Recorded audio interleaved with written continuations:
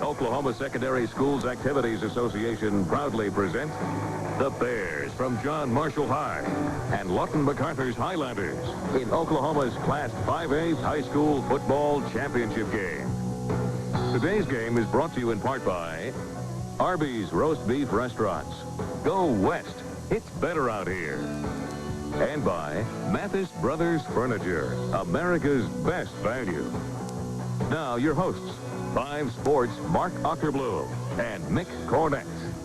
You are looking live at Lewis Field in Stillwater, where this morning the John Marshall Bears will take on the Lawton MacArthur Highlanders for the 5A State Football Championship. Mick Cornett and Mark Ockerbloom live at Lewis Field, and this should be a high-scoring offensive show, and there couldn't be a bigger title on the line than the state title. No, 5A, that is for sure. You're playing for a state championship today. You got two standing running back, another offense that features a running back, another running back, and a quarterback. So you got 3 ball players in the backfield you're going to watch for today as well. Let's take a look at some videotape and get started with the best players on the team as far as the skill positions are concerned in Reggie Tate. What about Reggie Tate? Outstanding quarterback, 6 foot, 190 pounds senior. He's a dual threat. He can throw the ball, but as you can see here, he can run the ball effectively. But throwing the ball last year, Mick, over 2,000 yards. And Justin Matthews, an outstanding running back. This is the reason why Tate hasn't thrown for 2,000 yards this year. He's got a superb running back in Justin Matthews. Last week, big game, 225 yards, 4 touchdowns, carried the ball 35 times. He's a workhorse. Head coach Ernie Manning at Lawton MacArthur has a very complicated offensive style, but he's got his own son trying to run it, so he has no one to blame, I guess, but himself. But Brett Manning is like a coach on the field. He's very talented. There's that old saying, the apple doesn't fall far from the tree, and no doubt about it. Brett Manning, a very talented quarterback, big kid as well, comes into the game, 205-pound senior, but you can see he can throw the ball very well. Able to audible at the line if he sees a defensive formation he doesn't think will work. He's able to call a different play, and in high school, that's saying something. You have to have great boys. 2 fine running backs. This is Damian Everett, but IT's Atkinson is also a star. That's right. They're pretty much interchangeable. One thing you're going to get when you give the ball to these 2 guys, that is lots of yardage and lots of touchdowns. Now, the John Marshall Bears got off to a great start last year, but had trouble finishing out the season.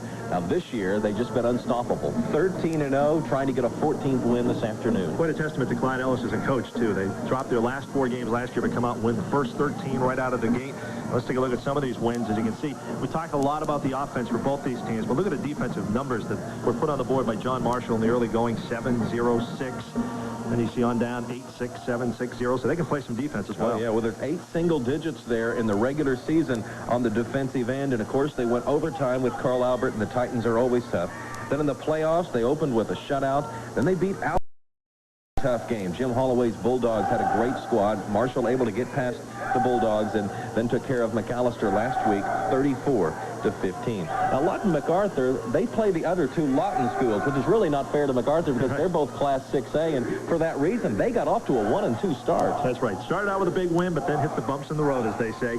But they righted the ship after that. Let's take a look at some of the stats as far as the game comparisons for them, because, as we said, they started off with a big win, 54-12. Then they take a few lumps right there, but they are 6A team. So in essence, they are undefeated in 5A this season. And you can see when they win big. They put up about 39 points a game in a victory. Yeah, a lot of single digits there on defense, including 4 in a row there in the middle part of the schedule. And of course, they also had a tough game with Altus, but the Bulldogs just had a tough schedule because they are probably equal to the 2 teams that are out here today, but just couldn't quite get the victory. And then MacArthur beat Ardmore and then finished the regular season, with a victory over Northeast. Then in the playoffs, MacArthur's schedule will look like this. El Reno was a state finalist last year.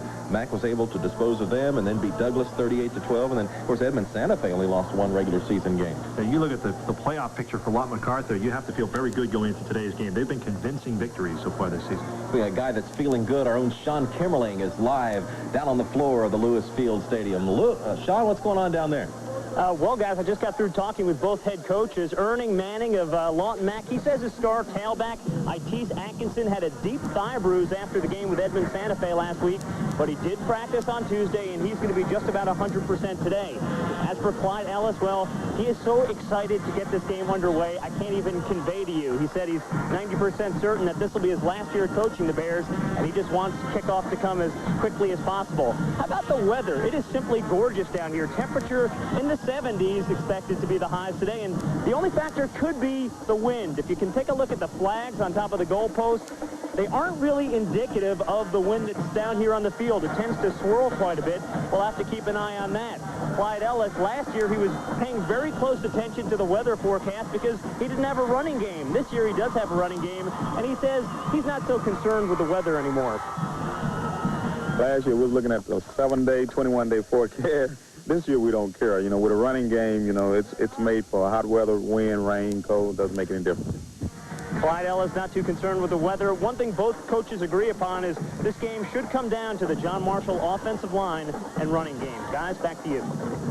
Thank you. Now, the wind is coming out of the south. This is an east-west stadium, so really neither team would have to go into the wind, but a crosswind could be a factor. Well, it's interesting. If you look at the flags, Sean showed us one, but I looked over my shoulder to see those flags, and, of course, they're blowing in. Down at the other end, they're blowing in the other way. So you never really know. It all depends what the wind's doing at the time of the extra point or the field goal, whatever it may be. All right, stay with us. We've got more to come as we preview the 5A state championship game live from Stillwater.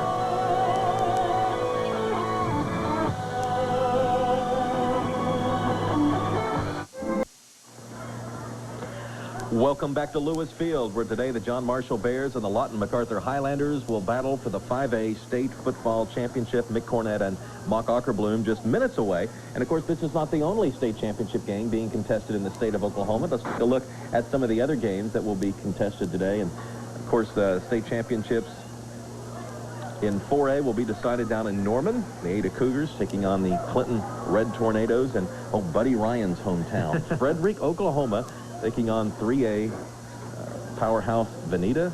Then in Class B, Foyle will be taking on Snyder. Remember, Snyder snapped Morrison's 90-game win streak just a week ago. And then the Class C game will take place in Mustang.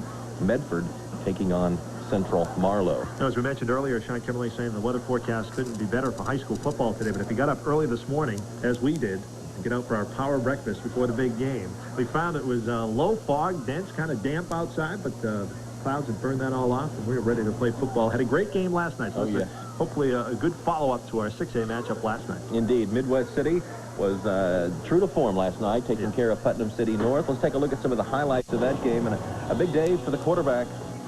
Andy Collier, he was superb. The story of the game offensively for the Bombers. Got him off on the right foot. 33-yard touchdown strike to Drew McLaughlin, made it 7-0 in favor of Midwest City. And Kurt Garnett got a big touchdown for Putnam City North, and this one tied the score at 7. 21-yard run for Garnett. He had earlier recovered a fumble to help start that drive.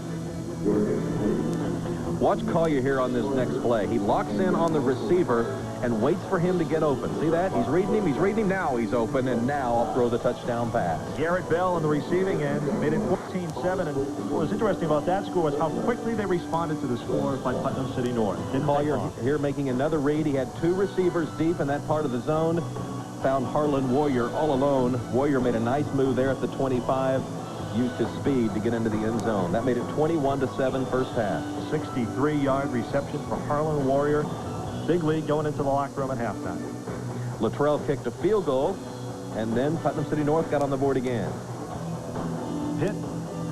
Shane O'Toole. Shane O'Toole. Shane split the defense. He was gone into the end zone. We had a ball game at 24-14. But on the ensuing kickoff, Midwest City put the game away. Short kick.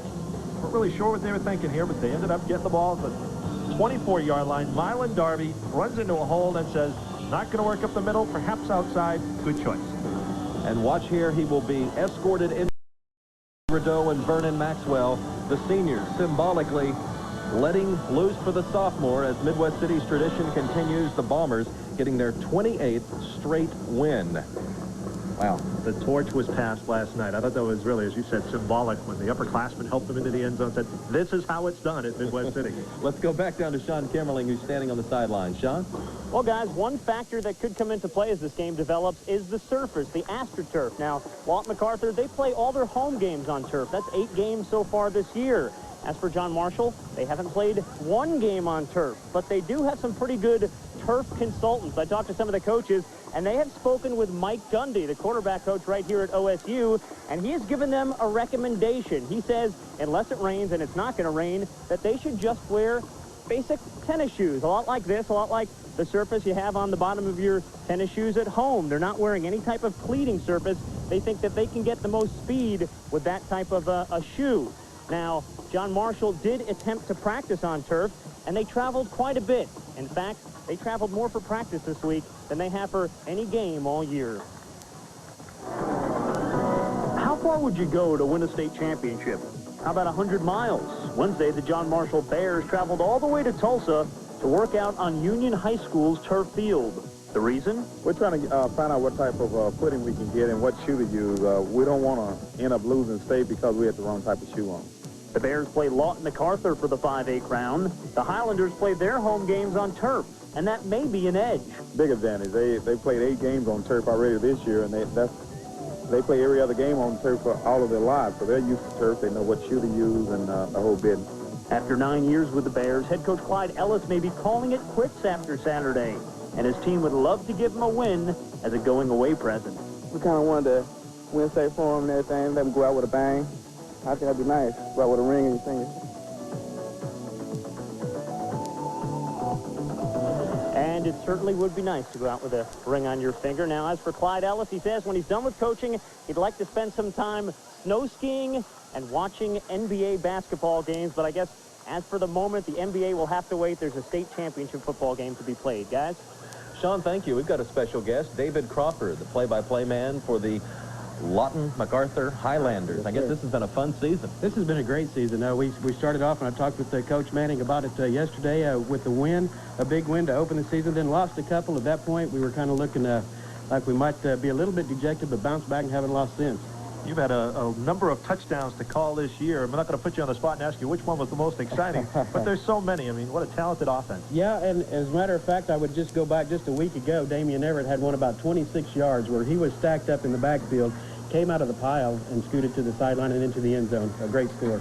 Now, there's a fierce rivalries between the 3 Lawton schools, but has the community come together to support MacArthur this season? Yes, they have. I've noticed the advertisements in the newspapers and on the televisions and radios from other schools supporting MacArthur.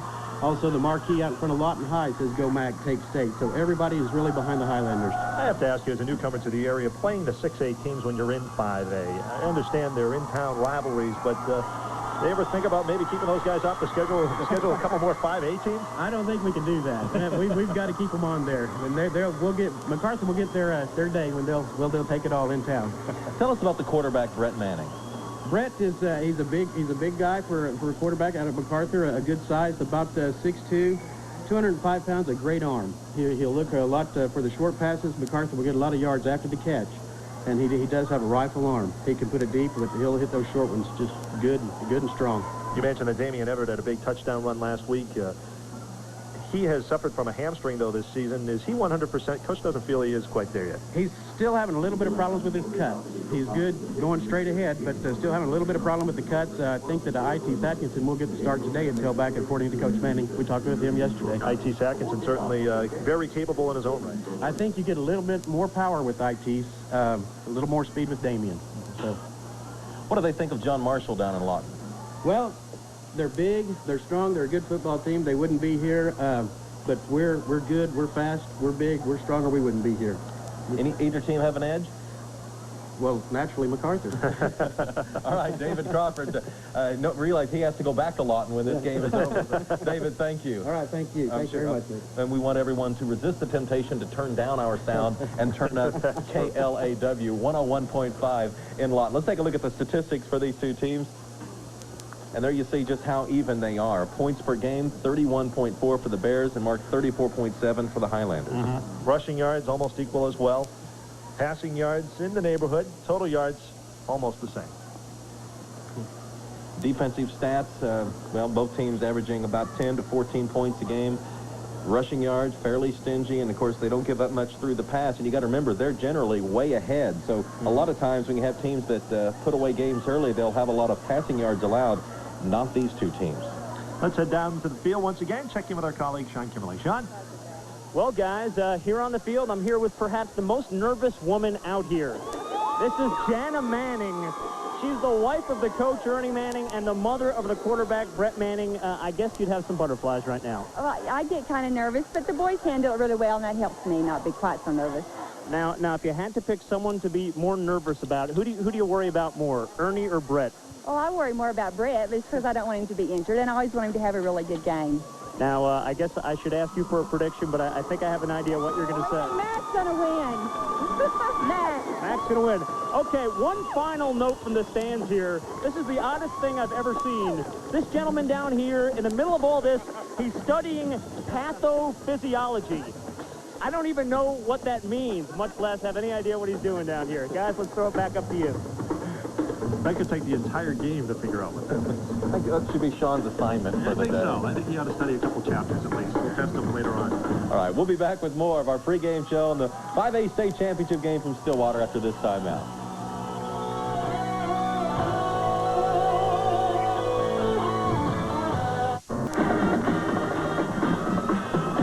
We are back live at Lewis Field where the John Marshall Bears and the Lawton MacArthur Highlander players are inside their respective locker rooms getting some last-minute instructions. On the field, the Highlander band entertains us.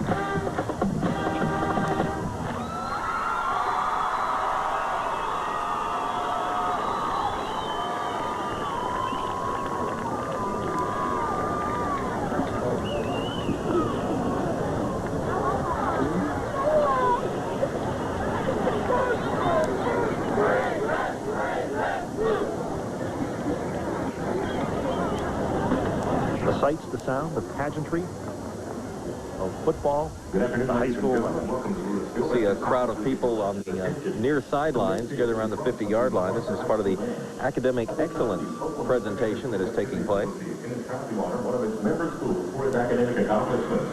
The OSSAA sponsors a program to recognize outstanding academic achievement of high school athletic teams. One school in each type of competition qualifies for a state academic championship. The team with the highest cumulative grade point average from the previous semester is declared the state academic champion. In 1995, Class 5A football, the Altus Bulldogs are the state academic champions for the team. You know, we're here to celebrate football, Vic, but also the academic excellence. It's a testament to that as they're having the presentation down on the field. The head coach, Jim Holloway, and the Altus Bulldogs. And there's Jim Holloway accepting the award for Bob Richardson of the OSSAA. Of course, Holloway's Altus Bulldogs lost to both of these teams today, but had a very fine team. And, of course, Cedric Jones, one of the top college recruits in the country, plays for the Altus Bulldogs.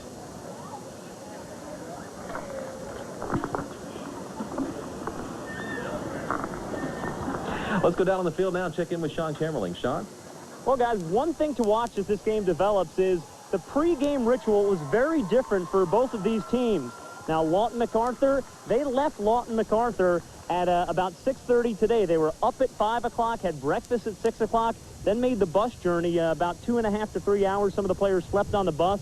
The reason they did that had nothing to do with what you might expect, expense, but they just didn't want to vary the routine that they've gone through all year. On the other side of the coin, the John Marshall Bears, they stayed here in Stillwater tonight. One reason for that, John Marshall played Northwest Classen in basketball last night, and the coach didn't want any of the players staying out late going to the basketball game, so they had a much more restful night. We'll have to see how that plays out as this game develops, guys.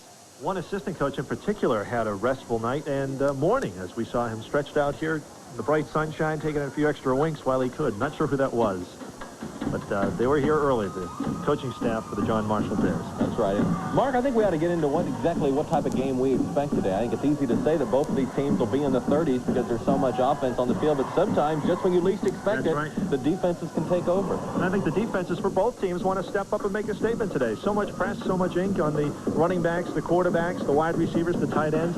This is the day that the linebackers, the defensive secondary, and the linemen come to play and try and put a statement to everyone in attendance and watching on television that they are here to play as well to put forth a solid effort. You know, last year, John Marshall was a passing team. Willie Grisham and Sean Love are outstanding receivers. They're both in Stillwater now during the regular year as members of the OSU football team, now playing in Hawaii. So this year, Clyde had to come out and find another way to get points on the board, and Justin Matthews came to the rescue. And although Tate has still had a fine year throwing the ball without those two great wide receivers. They've become more diversified and perhaps a better team than they were a year ago. I think it makes your team looser when your quarterback isn't called on to do as much as far as throwing the ball. Now he can pick his spots. Throw the ball here, run the ball there. It varies your offense. You have a good balanced attack, and you're ready to go. Every season there is a few players who make themselves a Division I player during their senior year, and Justin Matthews is one of those stories this season. Suddenly the Division I player, the coaches who may not have even known him last summer, are suddenly starting to ask for videotape, and they all of a sudden were trying to get a visit from Justin Matthews. Justin Matthews was a player watched very closely by an offensive coordinator in Norman for the University of Oklahoma, Gary Nord, in attendance at last week's game to watch him play. That's right. He's a pass receiver and a running back, so a double threat in that respect. We'll be back with more of our 5A pregame show right after this.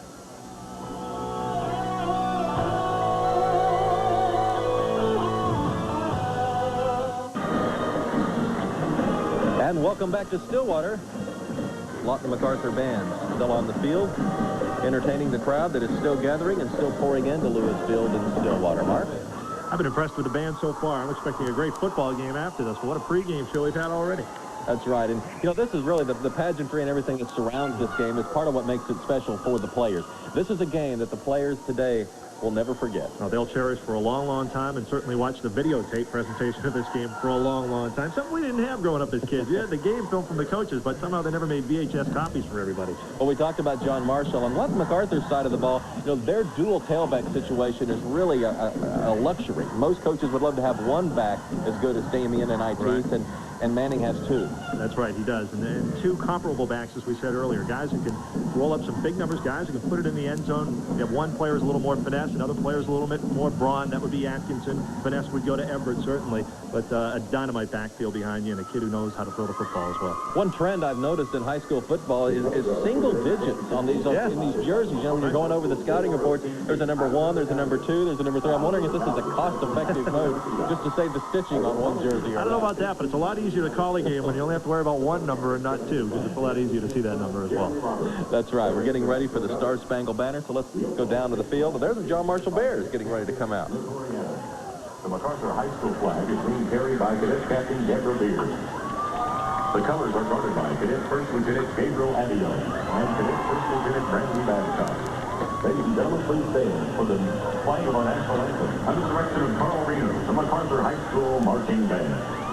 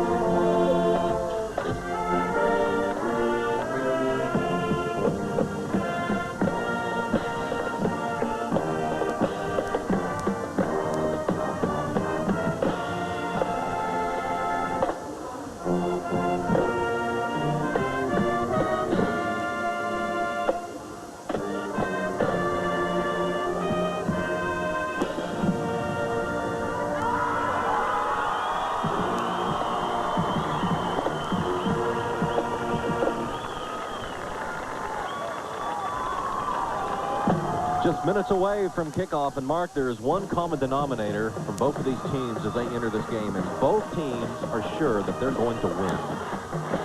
And we know that's not going to happen. We've got streaks that are going to end again today, much as we did last time, much as you do in every championship game.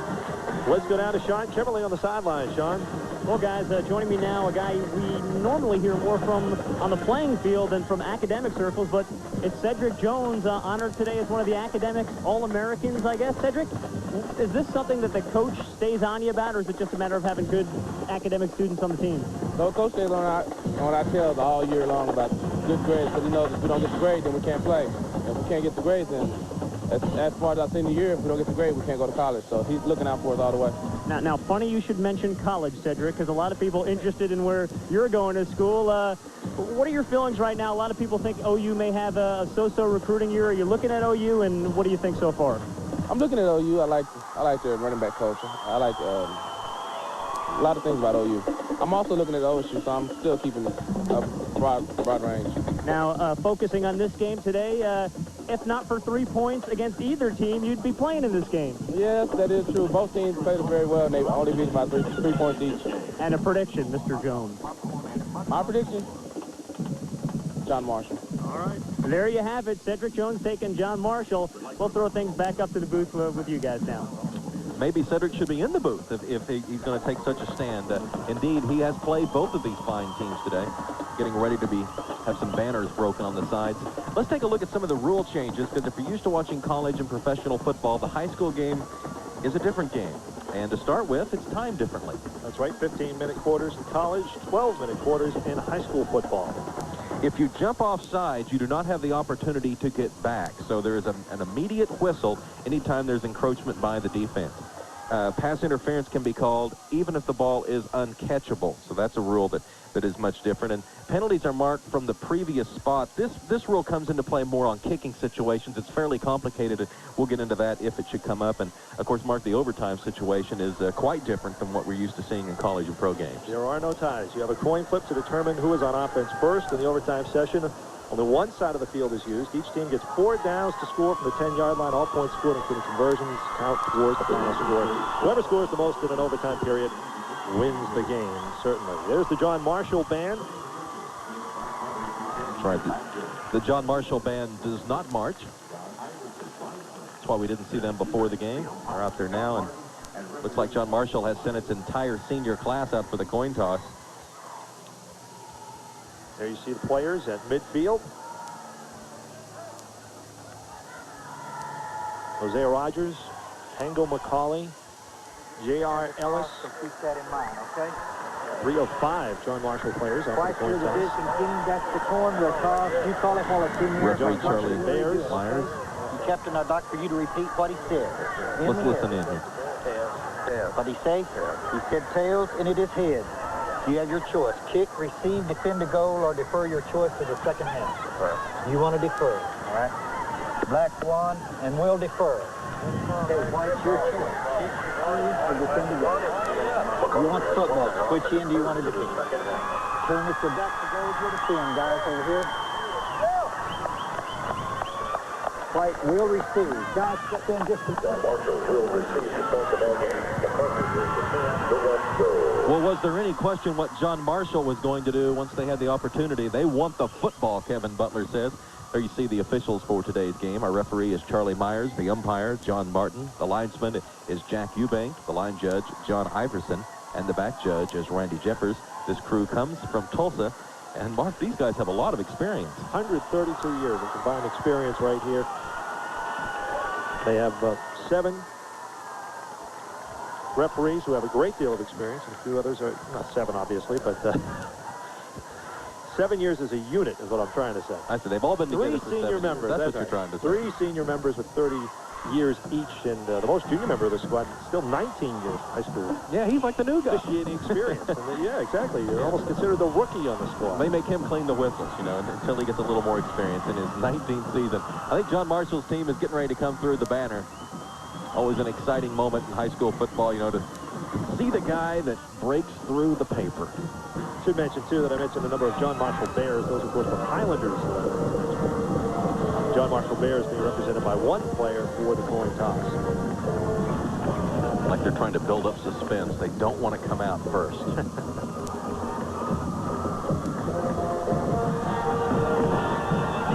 See, the Bears can hardly control their enthusiasm over there. Clyde Ellis has done a wonderful job with that program. One of the Oklahoma City public schools. Saw Lee Sutter and Tony Jones. Flashing helmets there.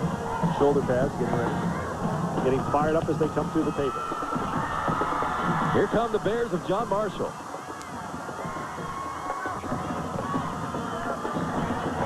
wearing their road white uniforms, and of course wearing their home dark jerseys, will be the MacArthur Highlanders. And they don't just have a banner, they've got a bunch of streamers also that they're going to be running in between. Lawton MacArthur as a school has seen Lawton High win a state championship, seen Lawton Eisenhower win a state championship here in the last few years, and now they hope to bring one back to the southwest part of the state themselves.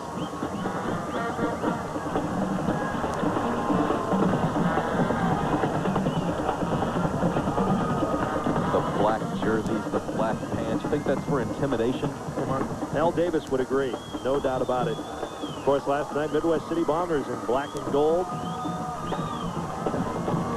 Lawton Mac hoping that perhaps that is one of the keys to victory as they charge onto the field.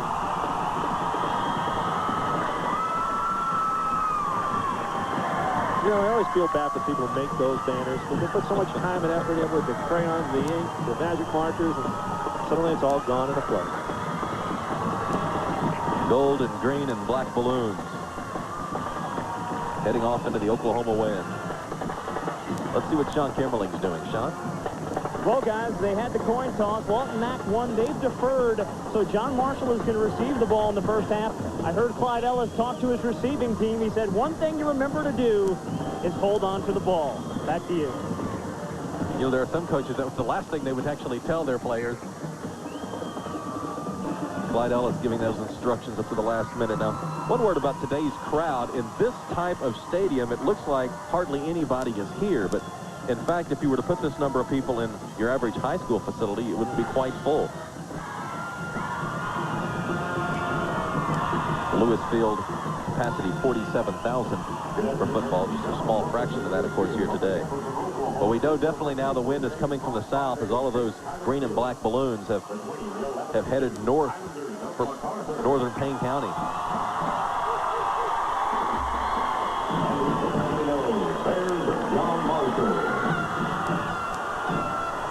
Get a good look at the flag and the type of breeze we have working. Not much of a breeze last night, but today it's definitely in evidence. But the temperatures couldn't be nicer for football.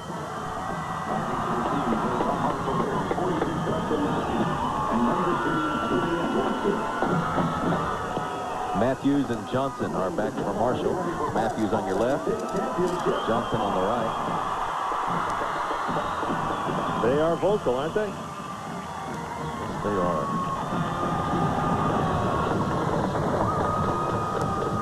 And it's Matthews at the 14.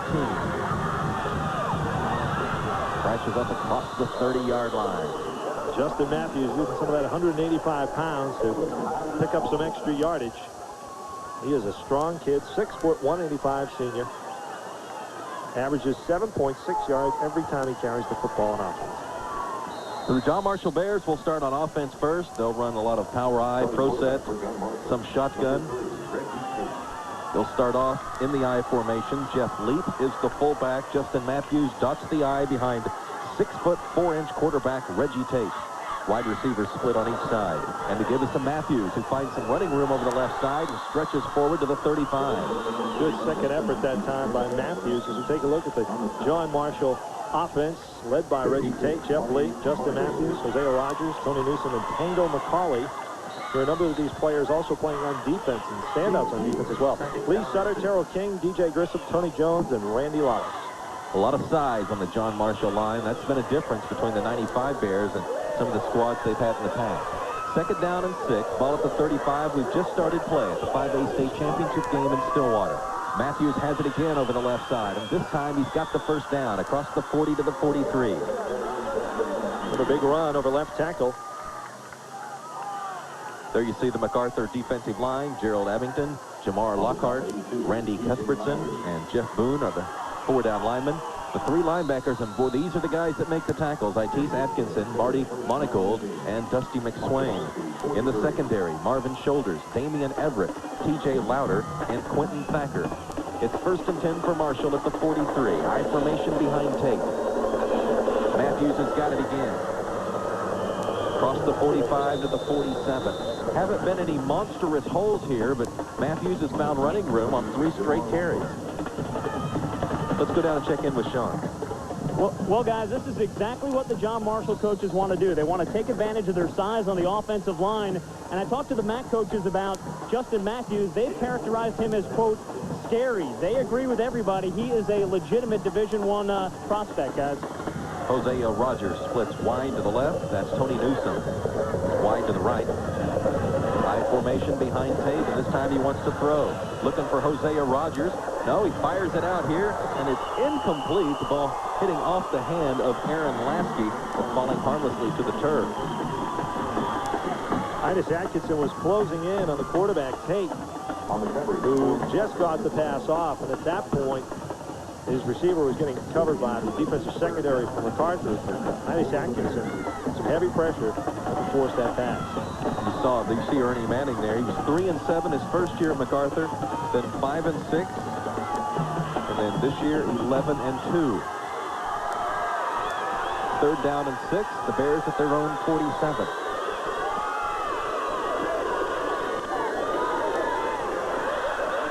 Shovels the ball out to Newsom, and Newsom gets close to the 45. Quick look inside to Tony Newsom as he came across the defense right there. Very close, and what appears to be a first down, and they are, in fact, moving the chains. Indeed. Gain of a long 7. 7 yards on the pickup for number 6.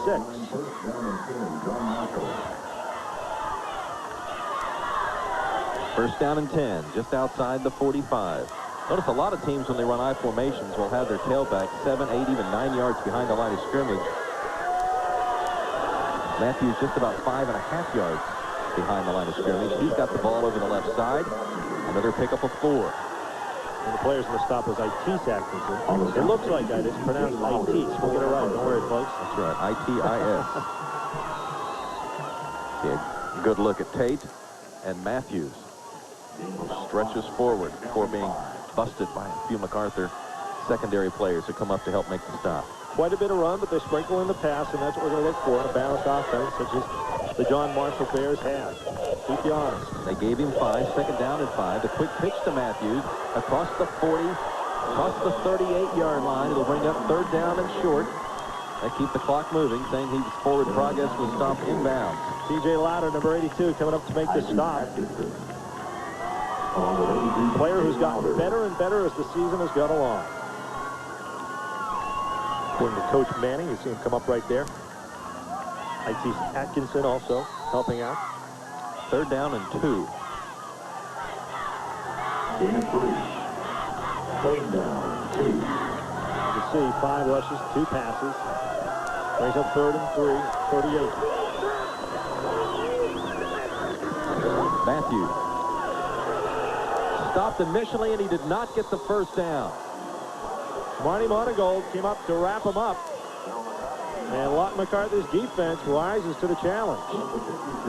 Well, Monagold with 105 tackles during the regular season, and that's the smallest number of the 3 linebacking stalwarts. Atkinson, Monagold, and McSwain. Willie, Mike, and Sam, respectively, and Blake Wagner will be in there as the 4th linebacker on some down. Marshall's going to go for it. 4th and a full yard to go. Near side of the field at the 36-yard line in MacArthur territory. And Matthews bringing a bunch. Trying to draw him offside, could not. Matthews crashes over the 35-yard line. First down, Bears. Well, I'll tell you, he didn't gain a lot of yards, but he gained just enough over that right side. And a very good job, I thought, for MacArthur of not jumping offside. You can see there they changed the count a little bit, trying to bring them across. A couple of them moved, but that is patience that you don't always see at the collegiate level. Big play this early in the game, state championship on the line. Well, in a game that's going to have several touchdowns on each team scored, you don't want to go through a possession without getting some points on the board if you can help it. Tate brings his team to the line. He's inside the 35. 1st and 10. 7 minutes, 15 seconds to go, first quarter. Matthews falling forward again. Boy, he's strong, up to the 30. I'll tell you, it's a couple players with him for another couple yards there at the end of the run. He's impressive. Marshall has thrown 2 passes on this drive. One was a very short pass out into the flat. The other one was down the field and it was incomplete. Take a look at Justin Matthews' leg strength right here. Incredible. Saw where his knee hit and where the ball was at the time. Officials spot the ball right at the 30-yard line. Second down and 6. No score, 6:40 to play first quarter. John Marshall and Lawton Mack. You might wonder about fatigue in a player like Matthews. Well, as we told you in the pregame show, 35 carries last week, so he's used to carrying the football. Matthews is gone. Can IT's catch him? No. Touchdown, Bears. 30-yard touchdown run over the right side by Justin Matthews. He had 4 touchdowns a week ago. Well, you can give him now the first touchdown of the game today, and he is on a roll. Did the bulk of the running on the drive and caps it off in fine fashion with a 30-yard run. There you see the replay. IT's Atkinson has 4.4 speed and was trying to close ground. Couldn't quite get there. Marvin Shoulders had a shot at him, but basically just cast him aside.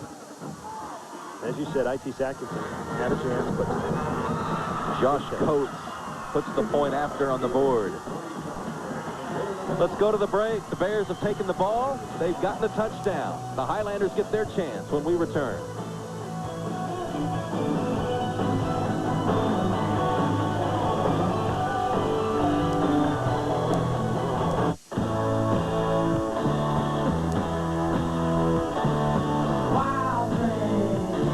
In Oklahoma, the road could get pretty wild. Tame it in a new GMC Sierra. From the Panhandle to Lake Texoma and all along Route 66. Lease a 96 Sierra with a powerful V8 for $298 a month and $19.95 down. Wow. What are you waiting for? See your Oklahoma GMC truck trading team dealer today. This holiday season, Brahms brings its very best to you, like Brahms' delicious, all-natural, low-fat eggnog, now with only 2 grams of fat per serving. Enjoy Brahms' old-fashioned eggnog and holiday flavors of Brahms ice cream, like peppermint, eggnog, and pumpkin. Brahms' low-fat eggnog and all your favorite Brahms holiday traditions. Brahms' very best to you, only at your neighborhood Brahms. John Marshall has scored on its first possession. We get ready for the John Marshall Bear kickoff here. Sitting back for MacArthur will be Jamar Giddings, IT's Atkinson, and Damian Everett. Lest we forget, Mr. Atkinson, Mr. Everett, and Mr. Manning would like to crack the football on offense, and they will get that coming up. Well, Matthews was definitely the workhorse of that opening drive for Marshall. Great cut there. That's what got him into the clear. And then it was trying to outrun a linebacker with 4.4 speed. He was able to do that. And Matthews got into the end zone, capping an 11-play, 69-yard drive that ate up 5 minutes and 33 seconds. He goes down as a 30-yard touchdown run, and Josh Coates tacked on the point after to give Marshall a 7-0 lead. Let's give credit to Jeff Lee, too, who sprung a great block on the way to help Matthews turn the corner. Everett at the 8. And he crosses the 30 to the 32-yard line. And Mark, as we take a look at MacArthur on offense, most teams would love to have a 1,000-yard rusher. Now, they have 2 1,000-yard rushers. Take a look at the starting lineup, starting with the skill players. Brett Manning is the quarterback. Chris Allen is the fullback. Actually, they call him an H-back, and we'll get into that more as the game progresses. IT's Atkinson is the tailback. Jamar Giddings, wide receiver. Joe Mitchell is the go-to guy. He's the split end. There you see the down linemen, Navarro, Monagold, Cuthbertson, D'Amato, and Lockhart. And on first down is IT's Atkinson turning the 35-40. 45-50 and into the clear. A great move, and he's going to score. Hello. Incredible run by IT's Atkinson. We said they wanted to turn on offense, and you saw what he did the first time he got the football. Broke to the outside, got into a sprint, made a little juke at about the 30, lost his defender, and he was gone. Atkinson was the linebacker that was trying to run down Justin Matthews just moments ago on the Bear touchdown run. Now he comes back and lights up the scoreboard with a 68-yard touchdown run. The extra point would tie up the game. Great move right here. Just a quick look in, but it froze the defender long enough to give him the sprint. You can't get in a foot race with IT's Atkinson. The extra point is good. Well, we thought we might have some offense. The first quarter is evident. 7-7 your score. Lots of football to play from Stillwater. I hope you'll stay with us.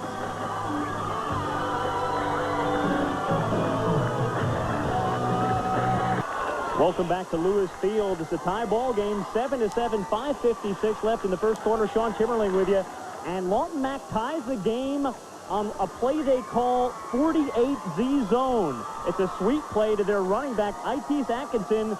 The coaches just told me they called that play because they felt that they could get to the corner on John Marshall with their speed, and they wanted to take advantage of the speed of Itis Atkinson. The score now 7-7. Let's throw it up to the booth now. See it. Well, we'll see what John Marshall can do. 31 seconds to accomplish the touchdown run of 68 yards, answering a 30-yard touchdown scamper by Justin Matthews. Said there'd be a lot of points scored. So far, we are correct. It is early. Matthews on the left, Julian Johnson on the right to return the kick. And the Bears run into each other and fall down. Of course, in high school football, you cannot get back up. And so Marshall will start just outside the 20. Michael Cooper eventually got the football. Or check that. Yes, Michael Cooper got the football for John Marshall. But he had to run back and get it. And he collides with Julian Johnson, who was coming up for it. Well, the last thing you want is for that ball to start bouncing freely. And so two guys decided to take charge. And Marshall probably saying it could have been worse. We'll take the ball at the 23 and go with it. Tate comes to the line of scrimmage. He's got twin receivers to the right. Much easier catch for Julian Johnson, certainly coming out the ball as opposed to going back. Cooper in it. Quick pitch to Matthews again. Is that Monagold again? Yes, it is. Marty Monagold moving over quickly to stop Justin Matthews after a very short pickup. We'll give you to the 24, pickup of 1. Pitch to the near side, and you're going to see the hole close very quickly. Monagold also got some help in that time by Dusty McSwain. These linebackers from MacArthur are quick.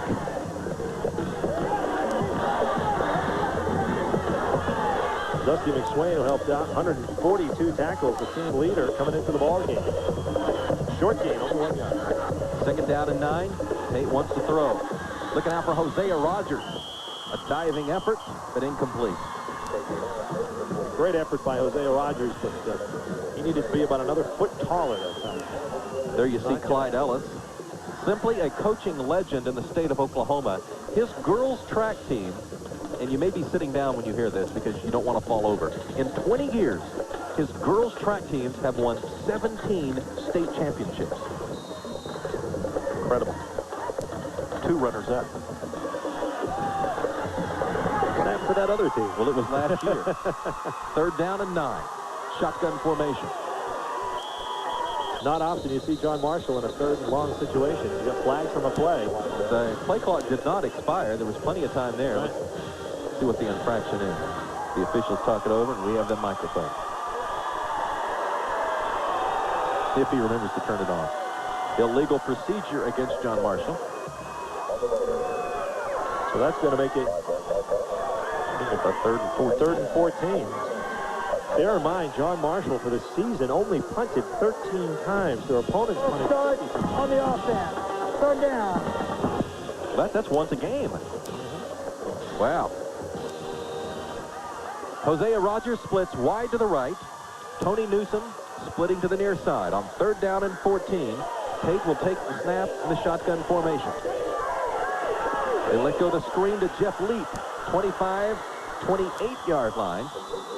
Got only about half of what he needed, so MacArthur would presumably take over. Well, it's going to be about 5 yards, maybe 6 yards short. But you see where the penalty cost them on that play, because if they had not called the penalty, perhaps that's a first down. There you see T.J. Louder, one of the fine secondary members for the Highlanders, leads the team in interception. Snap is low, but underway. An abundance of left-footed Jamar Giddings lets it fall. And John Marshall's Michael Cooper downs the ball inside the 45-yard line. So advantage Highlanders on the exchange there as they take over in good field position. Good play by the Highlander defense. They're helped out by the penalty call. And now their offense gets right back to work. First time, or it's actually only the second time we'll see them win a play from scrimmage. I.T. Atkinson racing 68 yards on their only offensive play from the line of scrimmage there in the opening moments of the ball game.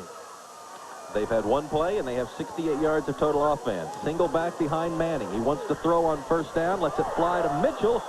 Almost picked off by Michael Cooper. He was able to disrupt the play and let it fall harmlessly incomplete. Sean, what's up? Well, guys, you mentioned how the Highlander defense is playing better. You might be wondering, are they doing anything differently? Well, I spoke to the coaching staff. They said, no, they're not. They're just simply executing better. This is a gambling defense. They'll slant into the gaps and send linebackers into the gaps. And at this point, they're just simply guessing better than they did earlier in the game, guys. Twin wide receivers to the near side. They got the tight end going out also, and that's who caught the ball. Dusty McSwain. Now they rule it incomplete. Penalty marker is also down. Well, I thought Dusty had it at first. It was a great effort by Dusty McSwain. We have a penalty flag thrown back at the 49-yard line. The preliminary indication is against John Marshall. There you see Manning looking at 3 receivers to that side of the field. Great effort by McSwain. He's got it. He's got it. And the officials ruling that he used the turf to hold on to it at the very end. It looked like a good call. Penalty is holding on John Marshall. So the Highlanders will take full advantage. And they have the ball at about the 45-yard line of John Marshall. 10-yard penalty. So that's a first down when it's second down and 10 after an incompletion. And now they're in John Marshall territory. They'll snap the ball across the 50 for the first time. 3:39 to play in the first quarter. We're tied at 7.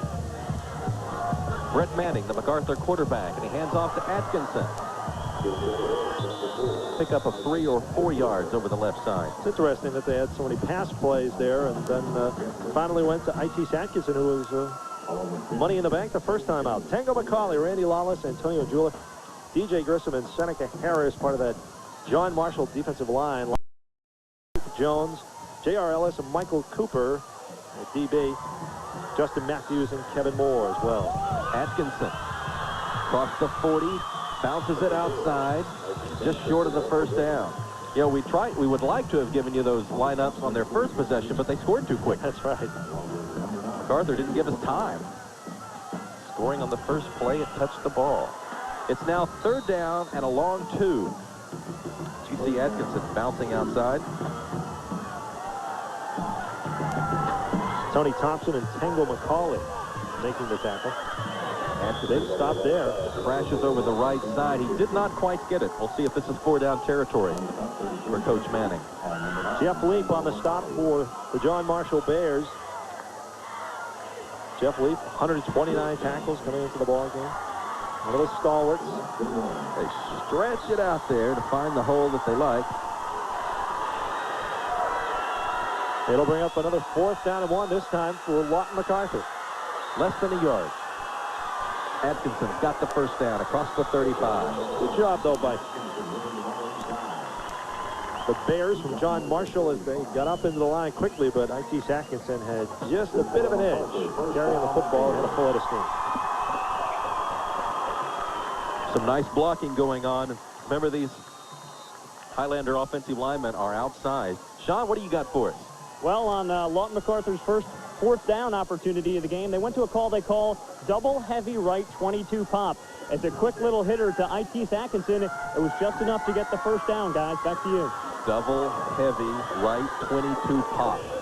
Well, pop is a good way to describe I.T. Atkinson. They call him the hardest hitter on the team, and you got a 4th and 1. Give it to your hardest hitter. He's a ramrod. There's their other 1,000-yard rusher, Everett, going across the right side, which is where they seem to be picking up the bulk of their yardage here. Jeff D'Amato is the quick guard on that side. Jamar Lockhart, the quick tackle, which is basically the weak side. Although in this current situation here, the weak side is the far side of the field. Short drop for Manning. Throws. Mitchell knocked off his intended route, and the ball goes incomplete. Marshall had that play well defended. Michael Cooper. See the velocity, though, that Manning's putting on the ball. We've called Michael Cooper's name a lot. Of course, you think Michael Cooper, first thought that comes to mind, LA Lakers.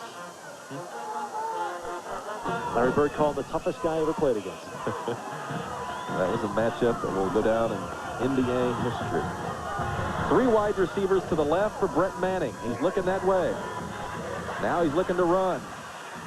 Doesn't find much, but may have got back to the line of scrimmage, but that's going to set up a 4th down situation for the Highlanders. A nice play by Tango McCauley as he just got his right foot. That's the foot of Manning. They'll bring him down.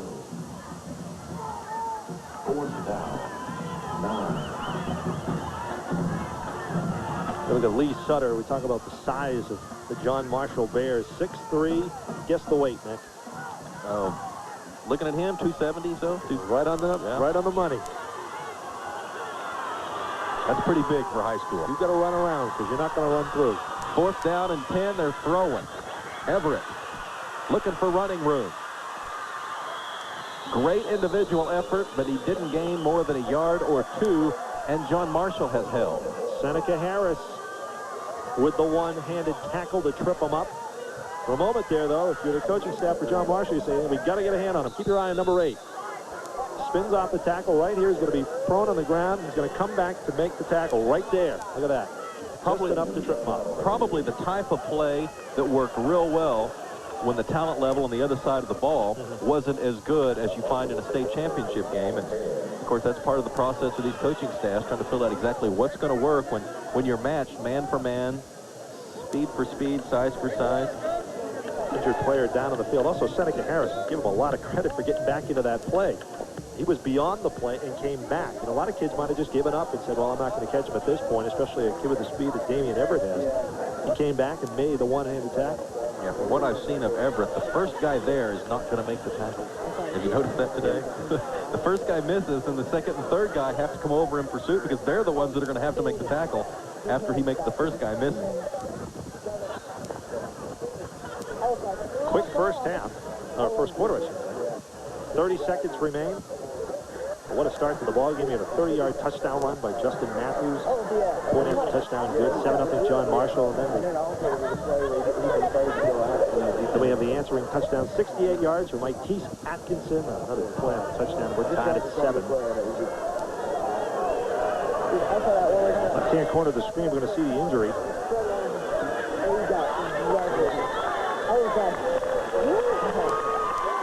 And getting up and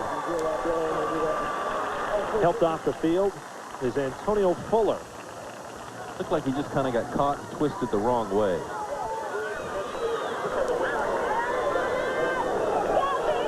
May just have the wind knocked out of him as he takes a walk to the other side of the field. We had one of those instances last night in the 6A game.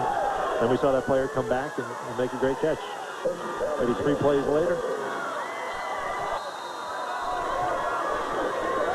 Well, John Marshall takes over at its own 33-yard line. I formation behind Tate. That's Hosea Rogers. Split wide to the left. That's the final play of the first quarter. 18 seconds on the board. Matthews over the strong side with Leaf leading the way. Gets across the 38-yard line. Amazing the amount of yardage he picks up from the initial hit. Howard Schnellenberger loves those type of runners. Yards after contact. He's chalked up a few here in the first quarter. That's the end of the first quarter of play. We've got a good one going. We'll be back in a couple of minutes. Stay with us. You're watching the 5A state championship game from Stillwater.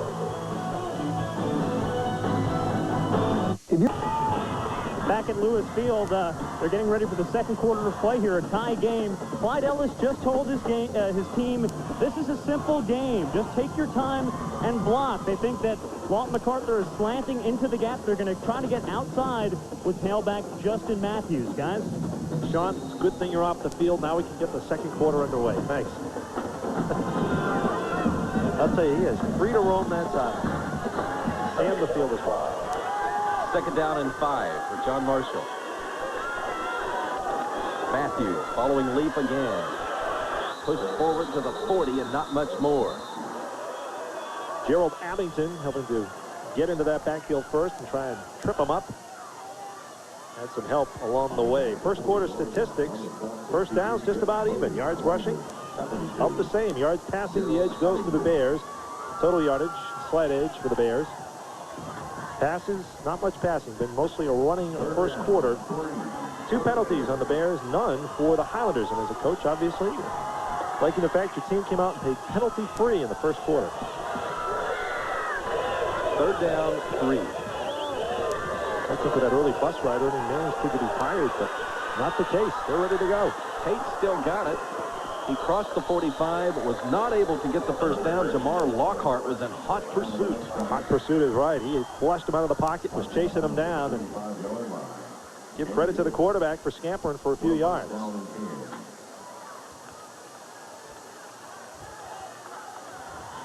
There you see it, the naked bootleg. Nice seal block there, looked like Newsom. Lockhart was able to turn the corner and maybe pick up a couple. Reggie Tate, as we mentioned, has good speed. That time, though, lucky to get back to the line of scrimmage.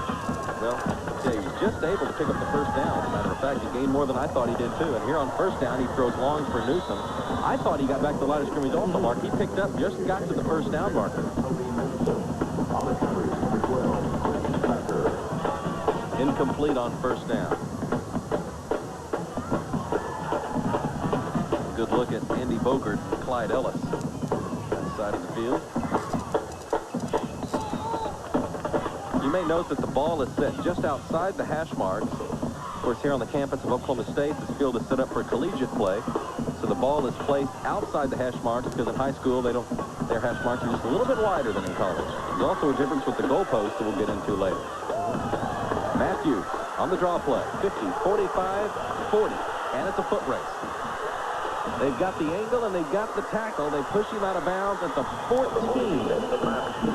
Everett over there to make what could have been a touchdown-saving stop. Well, it was. Damian Everett, the only player that could really trip him up at that point, or else Justin Matthews was going in for his would be able rather to go in for his second touchdown of the ball game. Check out Matthews through the middle. Avoids a tackle by Dusty McSwain, and then he's off to the corner and trying to run it down the sideline. Damian Everett, number 1, is going to come over right here, just trip him up, and actually he gets another 10 yards before he eventually loses his balance and goes out of bounds. Great run by Justin Matthews as he picks up a whole chunk of yardage. 1st and 10 at the 14. Whistles blow before the snap. The play clock had not expired.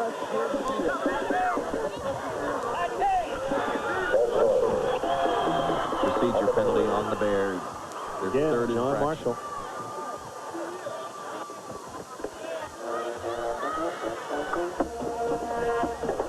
False start on the offense. Repeat first down. Ball be moved back 5 yards from 19. 1st and 15. Aaron Lasky brings in a new play for John Marshall, replacing Tango McCauley at the tight end spot. Well, I'll tell you, Justin Matthews with that big run, he's close to 100 yards already. 10:53 to play in the second quarter. 3 wide receivers, Newsom to the near side, Lasky and Rogers at the top of your screen. Set up the screen pass. And that's Leap to the 10-yard line. Jeff Leap, the fullback, taking the pass on the short side of the field. Randy Cuthbertson coming up to make the stop for the Highlanders. Not before a big game for Leap. Wide open. Turned and saw daylight. Cuthbertson closed the door after a 4-yard gain. DJ Grissom blocking downfield, helping Leap get some yardage. 2nd down and 6. Rogers left, and Newsom right. I formation behind Tate. Matthews to the 5. A lot of yellow helmets gather around, and finally the whistles blow. Justin Matthews simply followed Lee Sutter. Big Lee, 270 pounds. I'd get behind him, too. Over the left side and creates a little more room for himself. Now, those are today's statistics here early in the second quarter. Well, you know, Justin averaged 7.6 a carry coming into the ball game. He's at 8.2 right now. Just another day. It's 3rd down and less than a yard. They're inside the 5-yard line.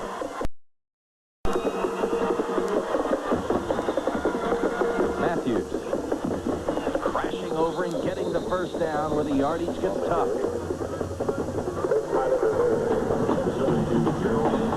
Big first down for John Marshall.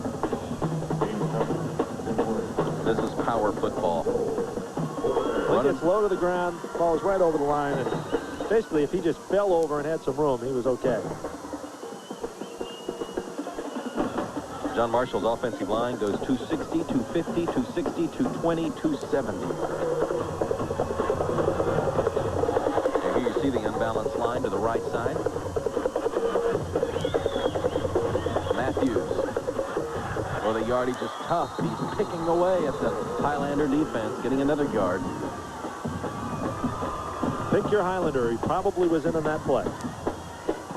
Black and gold all around. Not much doing in the middle. Rusty McSwain, one of many. I'd like to be the statistician that had to determine who made that tackle. Exactly. We're going to take a timeout. The score is tied at 7, 8:46 to play in the second quarter. Marshall and MacArthur battling for the state 5A championship in Stillwater.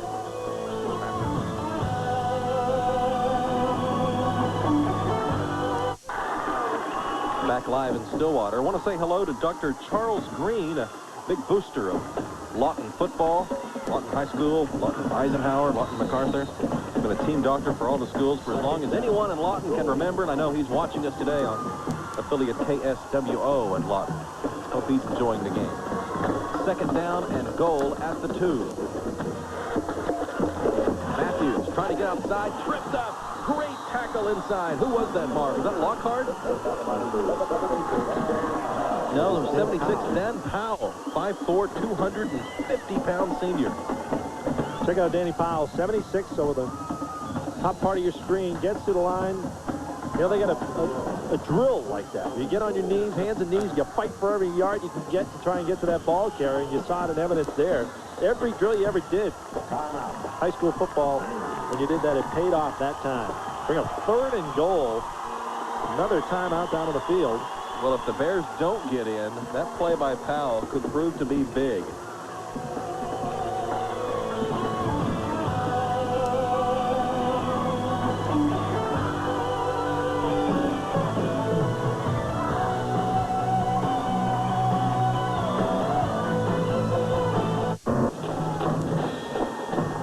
Back live, 3rd and goal for Marshall. Matthews dots the I. He's been getting the bulk of the carries. Unbalanced line right. Over the weak side. Touchdown, John Marshall. Justin Matthews, 3-yard touchdown run. He had one for 30 yards to put the Bears on top to start the game. They're back on top now. Nothing fancy about that play. That's called giving it to your best running back and seeing what he can do on the corner.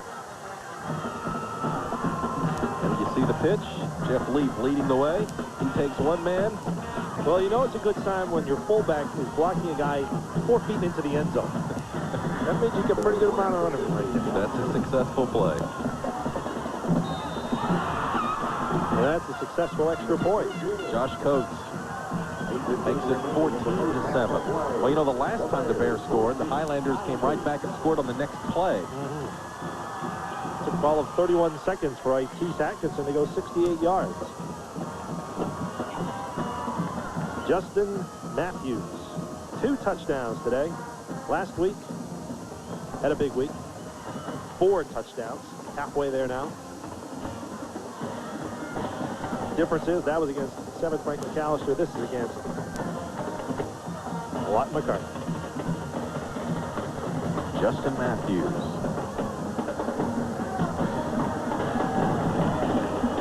See TJ Louder at the tackle, but at that point, that was at the goal line.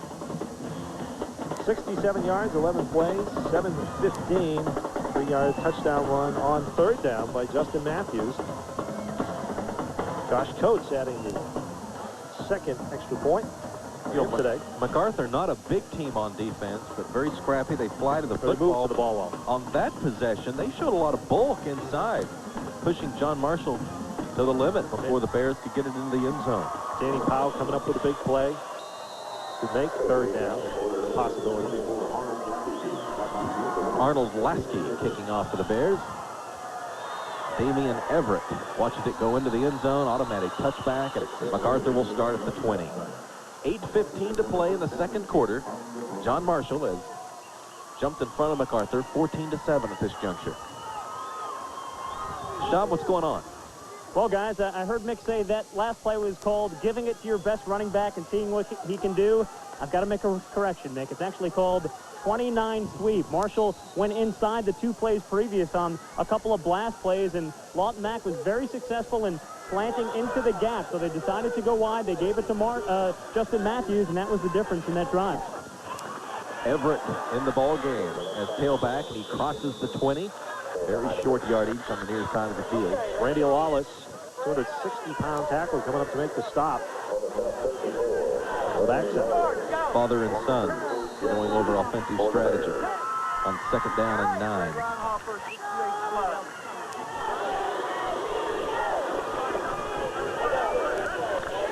Imagine that, you get the coaching on the field, the practice in the games.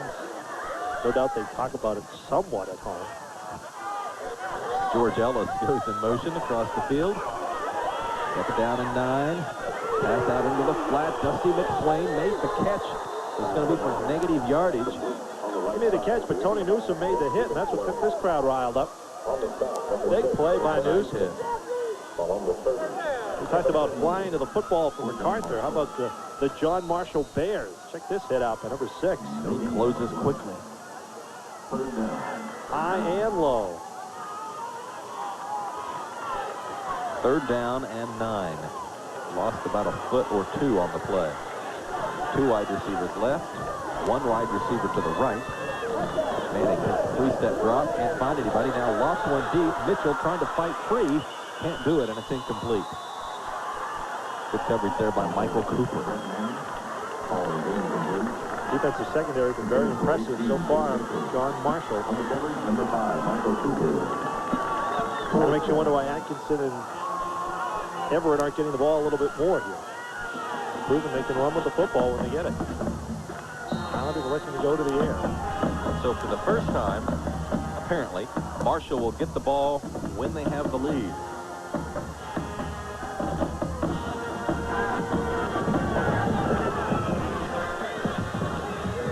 Underway, bobbled momentarily, and Hosea Rogers falls on it. The Bears will take over in MacArthur territory. Chris Manning, number 51 for Lawton MacArthur down there on the coverage, and had it not been for Hosea Rogers falling on the football, but possibly could have recovered for Lawton Mac. Take a look at the John Marshall band.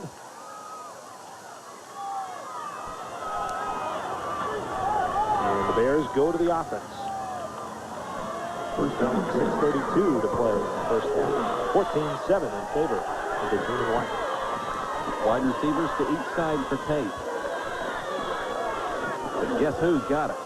Matthews hopping over the line at the 45. Flag goes into the middle of the field as Matthews picked up close to a first down. 25 blast goes to Justin Matthews. Coming back. Holding. As you said, sometimes there's a reason why a running back can't pursue the line as quickly as they do.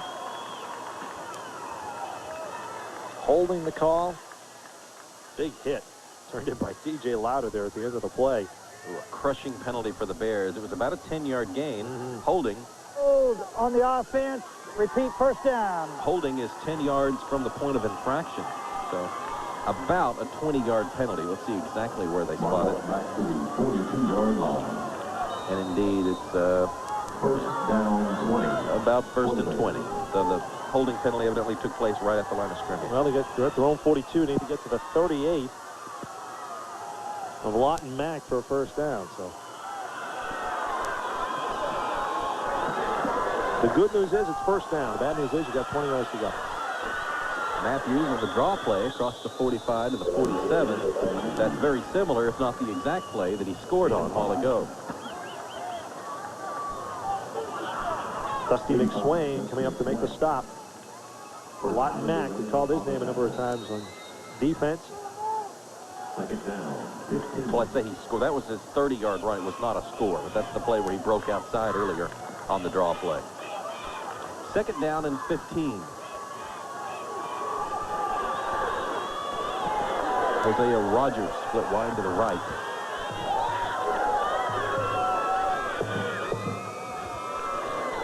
A lot of man-to-man coverage. Wanted to find Newsom, but could not connect. Turned in by the Highlanders. You saw that time. They're trying to go to the air, give Justin Matthews a rest, and see if they can't pick on some of these defensive backs. Well, that is the exact angle that's very difficult on a receiver at Lewis Field because he's looking right into the sun. The sun's fairly high, but it's coming from that direction. 3rd down and 15 for the John Marshall Bears to get the ball out at the 47-yard line. Need to get to the 38 of Lawton Mac. Rogers is split to the right. Newsom at the top of your screen. The quarterback, Reggie Tate. Looking for Newsom.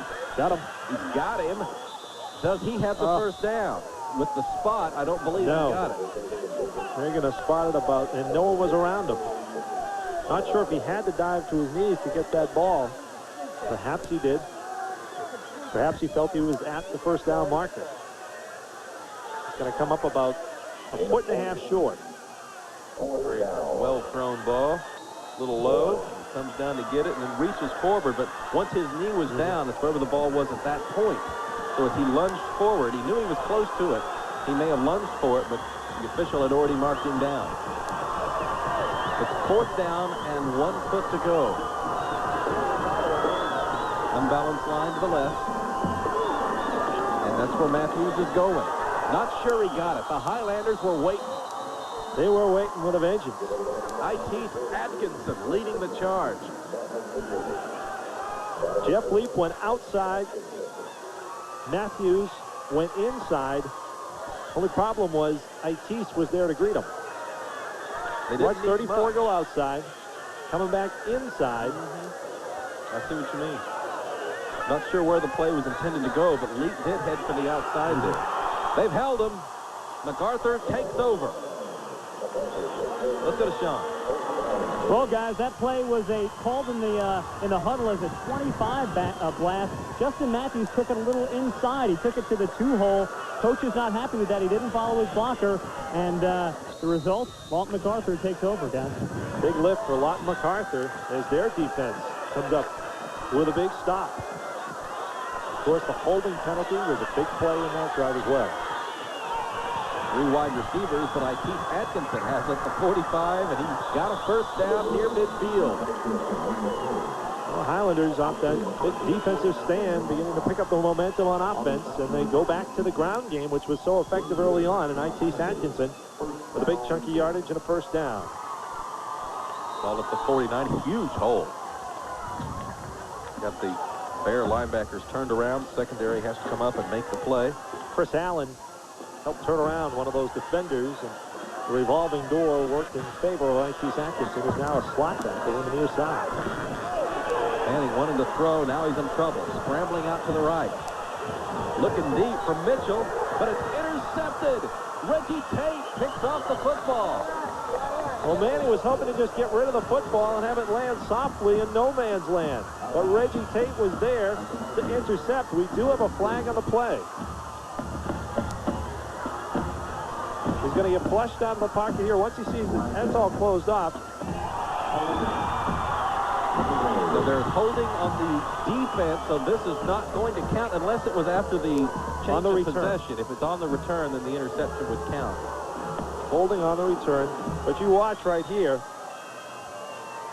I think he was just trying to throw it in the area because his receiver was a long way away. But as you can see, Reggie Tate, well, tough had throw. the extra step. Oh, yeah. Trying to make something happen. Yep. And it pushes John Marshall back.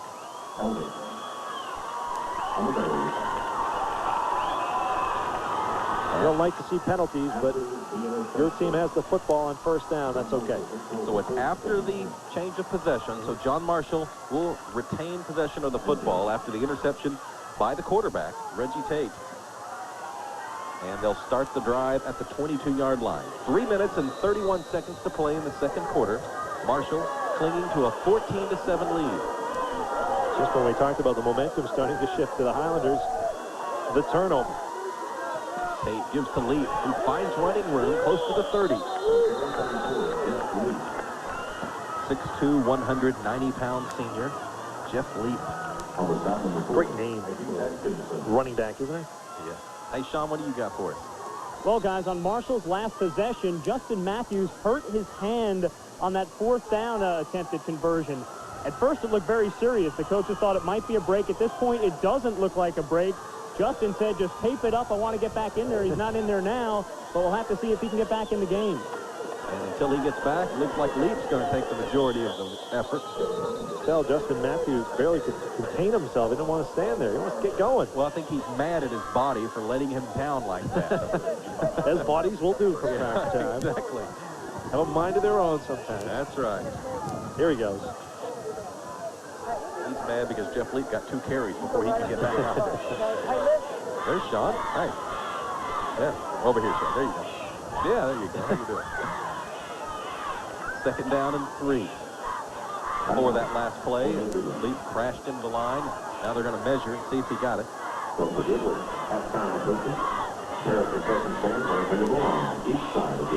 And he got it. Opportunity now to...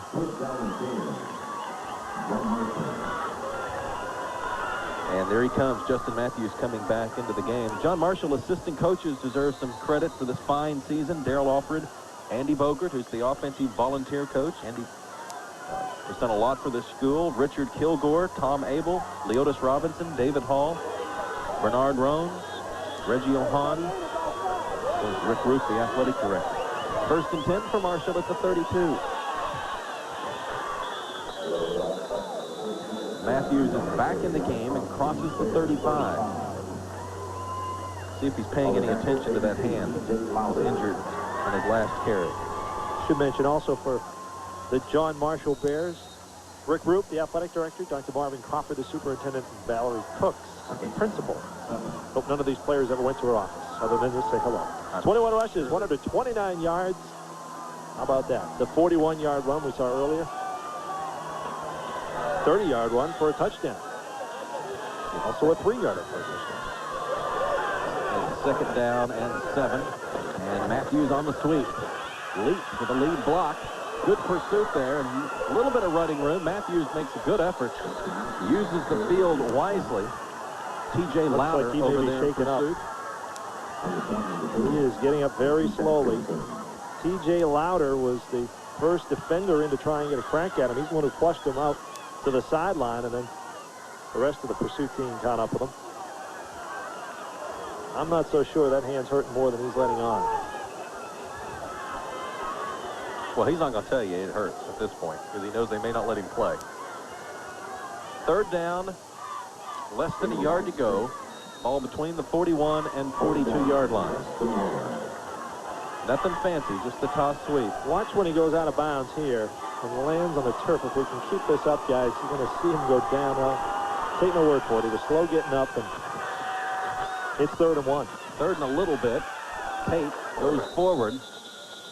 Looks like he's got it. Looks like he's up around the 43-yard line, which would be more than enough for the 1st down. Randy Cuthbertson among the group trying to stop him short, but I think he did pick up the necessary yardage, and in fact, the referee indicated 1:20 to go in the first half. 14-7 Bears. 7-0, 7-7. Bears jump back in front, 14-7.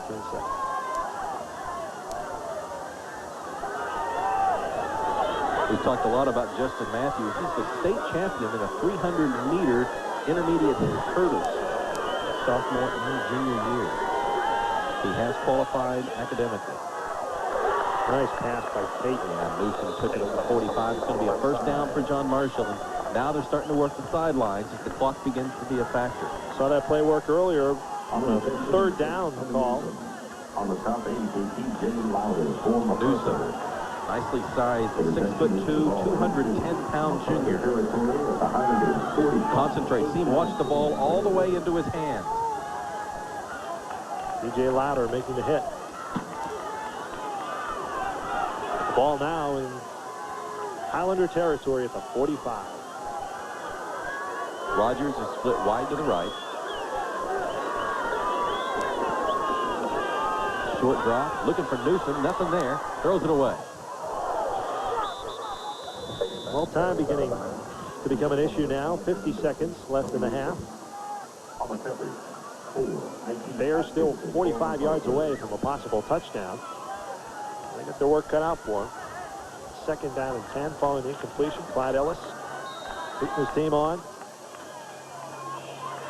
Reggie Tate is also a star for the John Marshall basketball team, which was state finalist a year ago, following to Tulsa Kelly. Tony Hurd. Of course, the great outside shooter that is signed with John Marshall, another part of that program. Great snap to Justin Matthews, read well by the MacArthur defense. Timeout down on the field. We're going to keep it here in Stillwater. Exceptional day for football. Part 2 of our 2-part special high school football 6A championship won by Midwest City last night. Congratulations to Coach Dennis Huggins and his squad. Also Bob Wilson and his Putnam City North Panthers. Great show last night here in Stillwater, and then today, Class 5A state championship, one of several state championship games here on Super Saturday in the state of Oklahoma. Now, during timeouts, coaches can come out onto the field, but both of these coaches bringing the players over toward the sidelines. There you see Sean Kimmerling eavesdropping on the Done a good job of that, hasn't he? He's got exceptional hearing. Either that or he reads lips very well. Giving information to our behind-the-scenes crew. 48 seconds to play in the 2nd quarter. Now they're telling him, Judge, we like you here, but you got to kind of keep to the side a little. In fact, Sean's playing on this down. Keep waiting for him to put that chin strap on. 3rd down and 9. 48 seconds to go in the first half. Rogers and Lasky split wide to the right. High formation. Freed up Newsom. The 2 big games before. This time around, keep it on the ground. Matthews not finding the running room that he's seen on earlier downs. He's up close to the 40. The clock is moving with 38 seconds to play. The Bears have no timeouts left. Dusty McSwain, nice tackle that time. Matthews had very little room to run, and Dusty McSwain, great form tackle, bringing him down. 4th down and 6. You see the time remaining in the first half.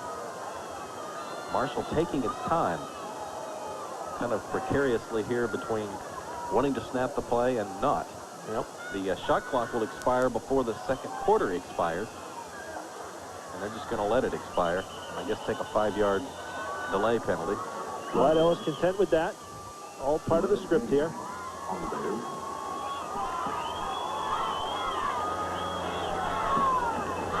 Well, what do you do here? Throw the long pass and hope for a miracle?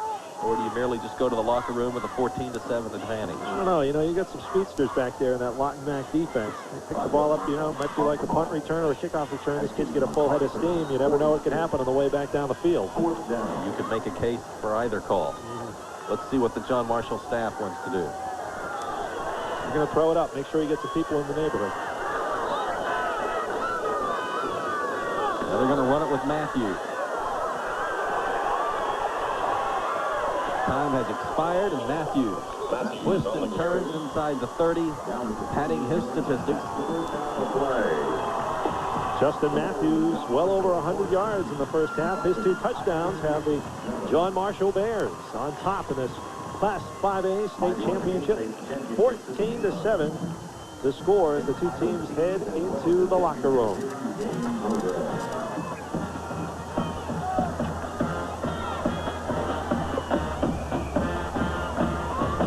There you see the players going into the locker rooms. John Marshall, the visiting team, and they're going where the Oklahoma State varsity team would go during a halftime performance. MacArthur goes to where the visiting team on the Division I field would take shelter. Let's go down to Sean Kimmerling. Sean? Well, guys, I'm joined by Clyde Ellis, the head coach of John Marshall. His team on top 14-7 at the break, having some success running behind that big offensive line.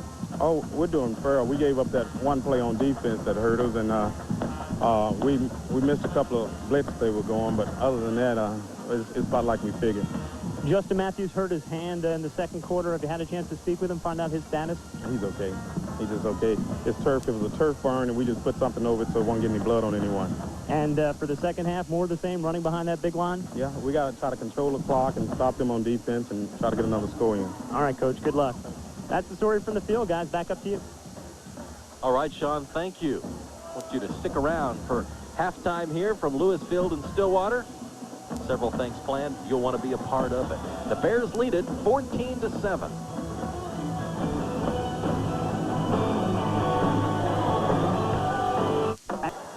Welcome back. We're at halftime of the 5A State Football Championship game. Here's your score.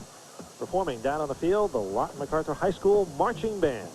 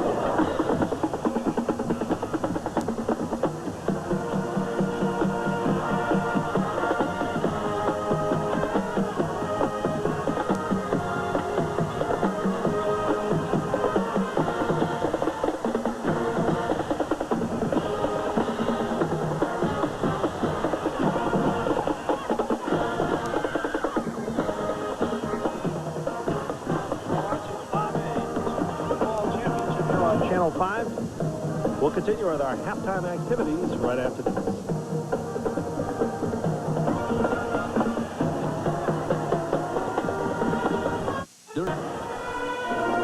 We are here at halftime of the 5A championship game. John Marshall's Bears leading Lawton MacArthur's Highlanders 14-7. I'm Sean Kimmerling, and I'm here on the sidelines with some of the smallest Lawton Mac fans you'll ever find. Let's introduce some people. What's your name?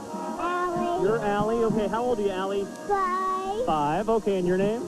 Jenna. Jenna, how old are you, Jenna? 6. Okay, and I think you're Morgan, aren't you?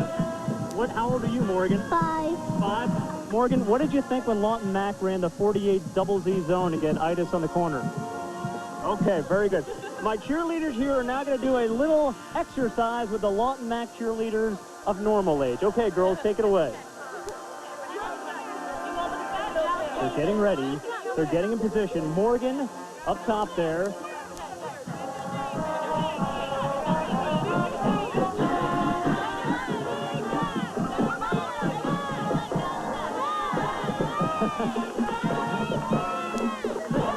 All righty, a glimpse of the Lawton MacArthur cheerleaders of the future. Now back upstairs to you guys.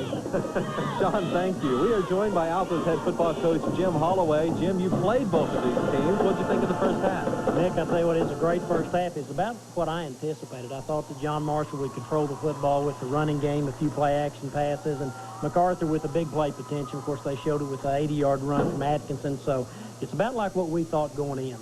You have to give credit, I think, to the John Marshall Bears for looking at the Atkinson play. It took all of 31 seconds for them to race down into the end zone, but after that, they probably checked pretty good. Mark, you know, they really did. I think they recovered from that shock. You know, and anytime that happens, good coaching staff is going to get the players calmed down, and Clyde and his staff have done that all year long, and that was to be expected.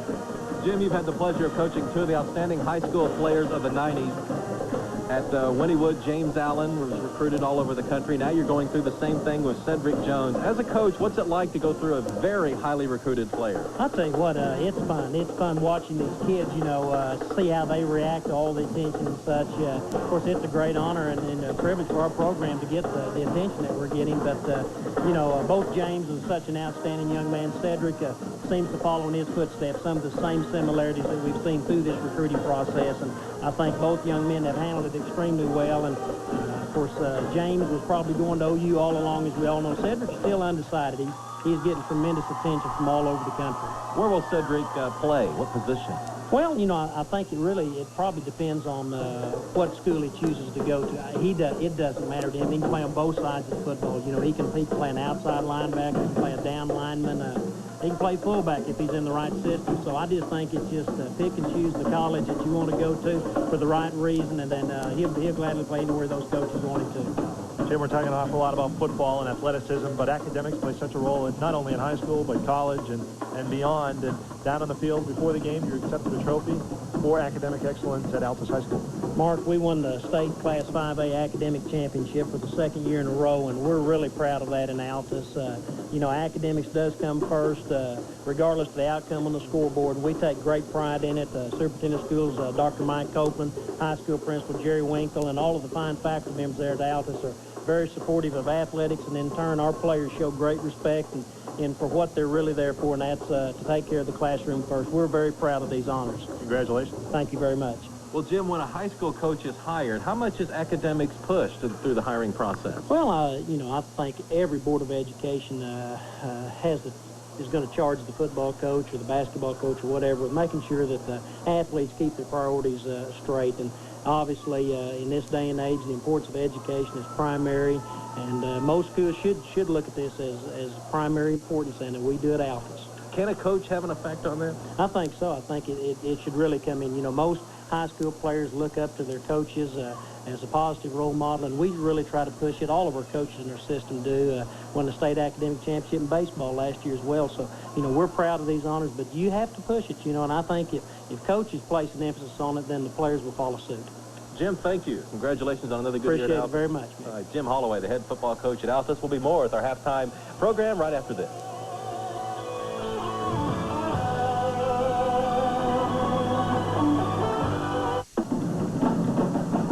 Welcome back to Lewis Field in Stillwater. Mark Ockerbloom along with Mick Quinnett and Sean Kimmeling. We are at halftime of the 5A state championship game, and a 14-7 score in favor of the John Marshall Bears. And I think we talked about it earlier. They're going to see a lot of offense, but I think you're going to see some defenses rise to the occasion today, and so far they have, I think, for both teams. Well, the first possession for both teams ended up in touchdowns, and so much of the offense took place right there at the beginning, and after that there was a little bit of the moving of the chains, but the defenses have really stepped up. Let's take a look at some of the first half highlights, and I'm sure the first thing we're going to see is from Justin Matthews. Justin Matthews over 125 yards in the first half. He was off to the races early in this one. 30-yard touchdown run. Made it 7-0. Was the point after touchdowns kick. John Marshall. MacArthur took the next kickoff. ran the kickoff back to the 32-yard line. Well, let's first go over the first scoring drive for Marshall. 69 yards, 11 plays. Then after the kickoff, went to the 32-yard line. They gave it to I.T. Atkinson.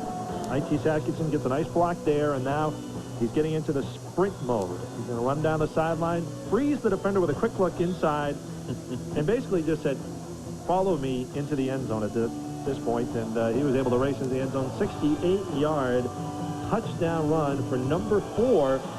Really, after that, he was held pretty much in check by the Bears defense. 68 yards, 31 seconds, 1 play, 7 seconds. Marco Ellis added the point after. And then Marshall got the second touchdown. And this one set it up. Justin Matthews on the draw play. Big run, hurdles his way outside. And Damian Everett's going to come across the field, number 1, and just trip him up, or else he was into the end zone for a second touchdown. At that point, he would get it a few plays later.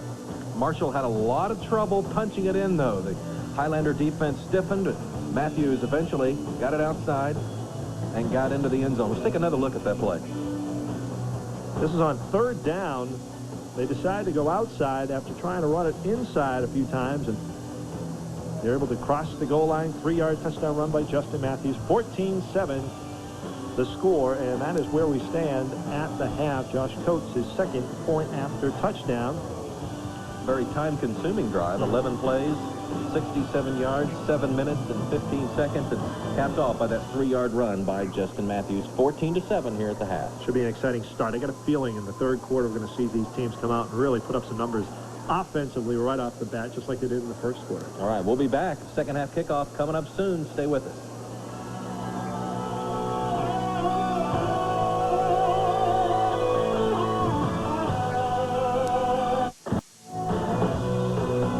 From OSU's Lewis Field in Stillwater, the final half of today's Oklahoma 5A Football Championship is brought to you in part by your neighborhood Brahms Ice Cream and Dairy Store, and by your Oklahoma GMC Truck Trading Team.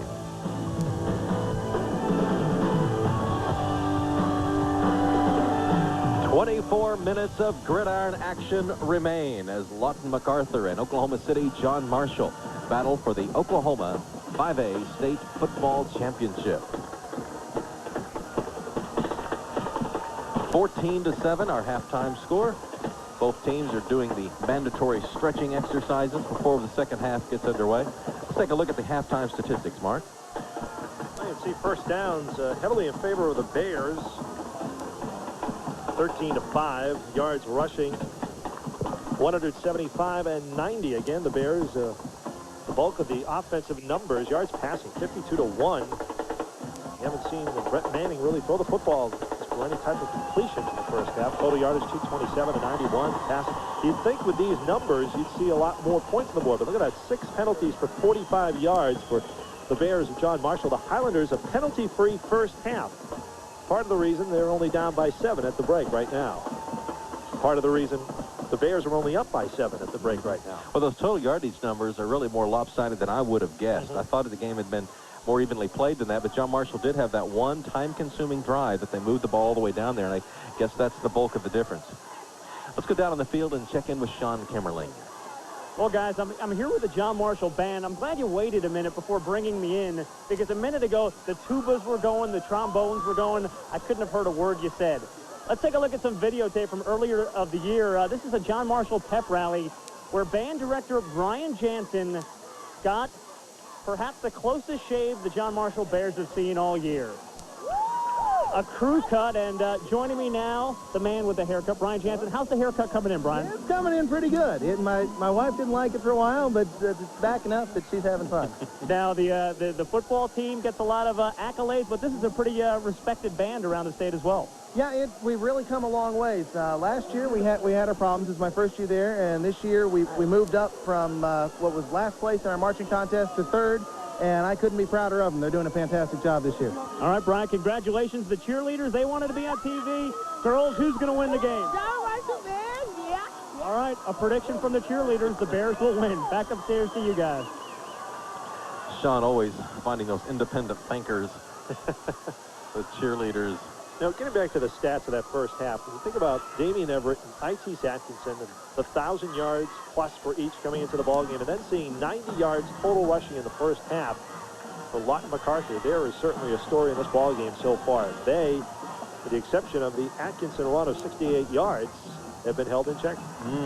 We didn't see time of possession, but I would guess John Marshall dominated in that. And keeping MacArthur off the field, almost got my wrong World War II general there, was instrumental, I think, in keeping them off the scoreboard. Without question, you can't score if you don't have the football. And that's what the John Marshall Bears did in the first half.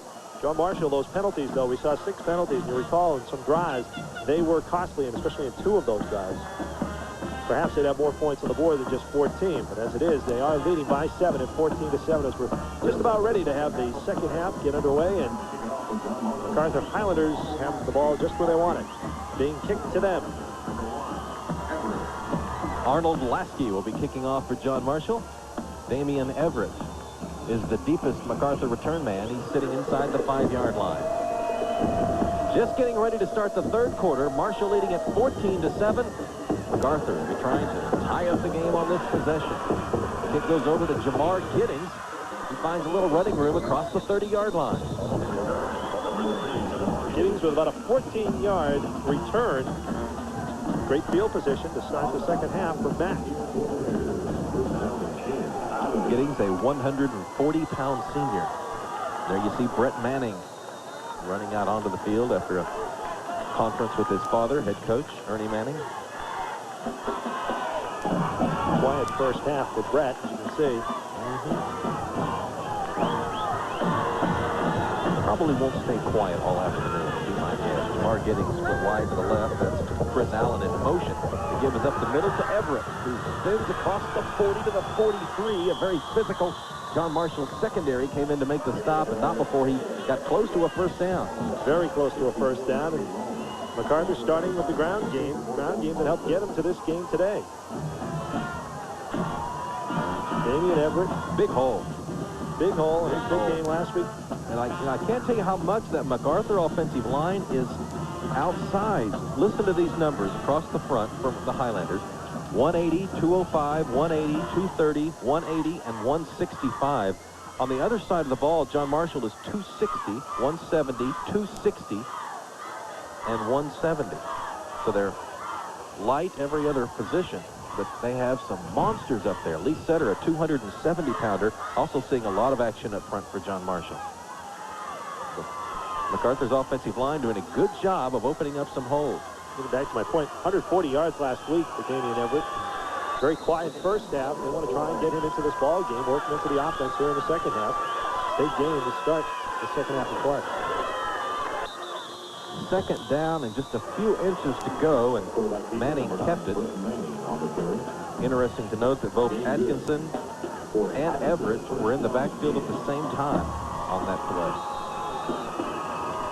First down. Yes, it is. We saw a quick look at Ernie Manning on the sidelines. His son has picked up a first down, and now it's 1st and 10. Ball resting just inside the 45.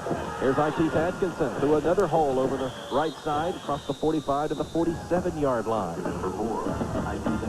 Well, they've got 2 1,000-yard rushers in the backfield, so this is something we didn't see in the first half. They were doing a little alternating. There you see Itis has lost his shoe. Well, it's certainly from an offensive standpoint, I mean, it looks like double trouble out there. A dual threat. You got 2 outstanding running backs. Who's going to get the ball? That's the question the defense is asking time and time again. And, of course, you sprinkle in a quarterback, you can get into the mix as well. And then you got 3 threats back there. Triplets to the left. Giddings, Mitchell, and Allen. Manning hands off to Everett, who finds running room across the 50 to the 47. It'll bring up 3rd down and short. Talk about Damian Everett having some problems cutting because of the hamstring injury he suffered against Duncan. You didn't see much of it on that play. He looked pretty strong on his cuts right here. Yes, he did. Ooh, nice cut. Moving inside. Also, when you put in mind that on AstroTurf, the wear and tear that can create. Kevin Moore didn't get credit for the tackle, but he turned him in so some more white shirts could come in. And off right at the middle, Everett crossing the 45. 1st down, Highlanders. It's just Successful drive thus far. 2 first downs to start the second half of play. On the stop 54. Be sure and join us at the end of the game. We'll be announcing our Arby's player of the game. Go West. It's better out here. You say that so well. Thank you. First down and 10. Ball resting at the Bear 43. Can I get fries with that? Anything you want. Manning sets up, looking for defense. He's got a lone setback, and he hands off to Everett across the 45. He's lunging forward across the 40 to the 39. Pick up a 4 or 5 yards. There wasn't much there, but he got it. At about 3 yards, Tango McCauley went along for the ride as well.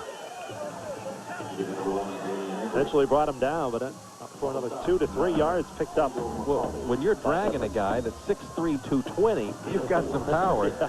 McCauley's a little banged up. He's rubbing his left shoulder, kind of trying to move the socket there. Not sure he's feeling 100%. Second down, 6. Manning wants to throw. Does. A little too high for George Ellis. Pass was overthrown, and in the neighborhood was Justin Matthews.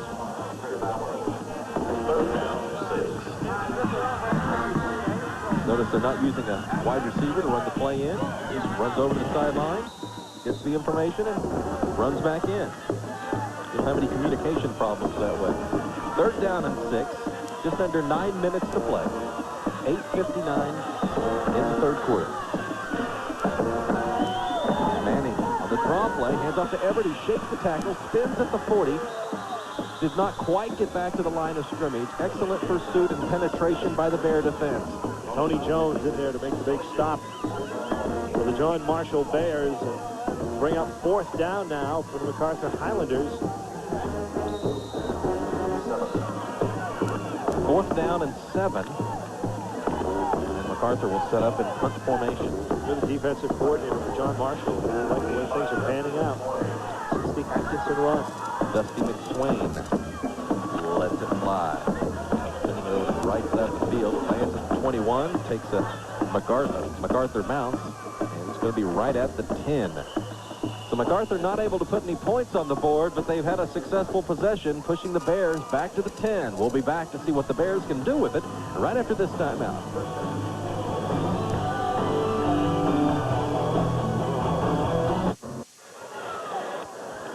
Mick Cornetta and Mark Ockerbloom live from Lewis Field in Stillwater at the Oklahoma 5A state championship game. And Mark, the Bears are deep in their own den at the 10-yard line. Den, that is the terminology. Yes, you are correct. 10-yard line and their first offensive possession of the second half. Credit to their defense. Pretty good drive put together there by Lawton MacArthur, but it ends at the 40-yard line, and then, of course, the punt, the roll. They set up shop deep in their own territory, but they get the football ready to go on offense. Start the second half. Hosea Rogers at the near side. Marvin Shoulders working single coverage on him, but the give is to Matthews, who powers his way across the 15. There's some talk about his injury right before the break, but the coach, Brian Ellis, saying he'll be fine. Looked fine on that run. Well, you say, is Matthews a power back or a speed back? And the answer is yes. He can do either one. I'll take D for both. That's correct. It depends where he is. If he's up in the line, he's going to run tough. If he's outside, he's going to put the speed on. So. You know, I saw some highlights from earlier in the season in which they worked a screen pass successfully with him, and that's a play I don't think we've seen today. 7:20 to play, second quarter. John Marshall facing second down and 4. Tate gives it off to Matthews, and he bounces outside. It's a foot race. Atkinson runs him down, but cannot. Did he get him out of bounds? The official trailing the play has not made the indication. I think he's in bounds. It's a touchdown. I thought he stepped out of bounds, and now we get an official that says touchdown. From the 16-yard line. I thought his foot stepped out when he was just inside the 5, but apparently not. The official leading the play says it's a touchdown. Let's take a look at it. Just a straight handoff, nothing fancy, but your good running back getting outside. Boy, he has good speed. T.J. Lauder had a shot at him way back at about the line of scrimmage. After that, it was a foot race. Itis Atkinson in his grasp, but only by fingertips. Let's go down to Sean Kimmerlin. Sean, what's up? Well, guys, you mentioned the key word, speed. You know, going into this game, everybody knew that John Marshall had the advantage in size. but everybody thought that Lawton Mack had the advantage in speed. You know, it's not often that IT's Atkinson doesn't catch somebody, but that was the case just there. I heard the Lawton MacArthur head coach Ernie Manning say, we got outspeeded, and I don't think that's something that's happened very often this year. Well, Justin Matthews has just gone 84 yards with a third touchdown. We'll see if MacArthur can come back. 21-7 your score. Plenty of time left.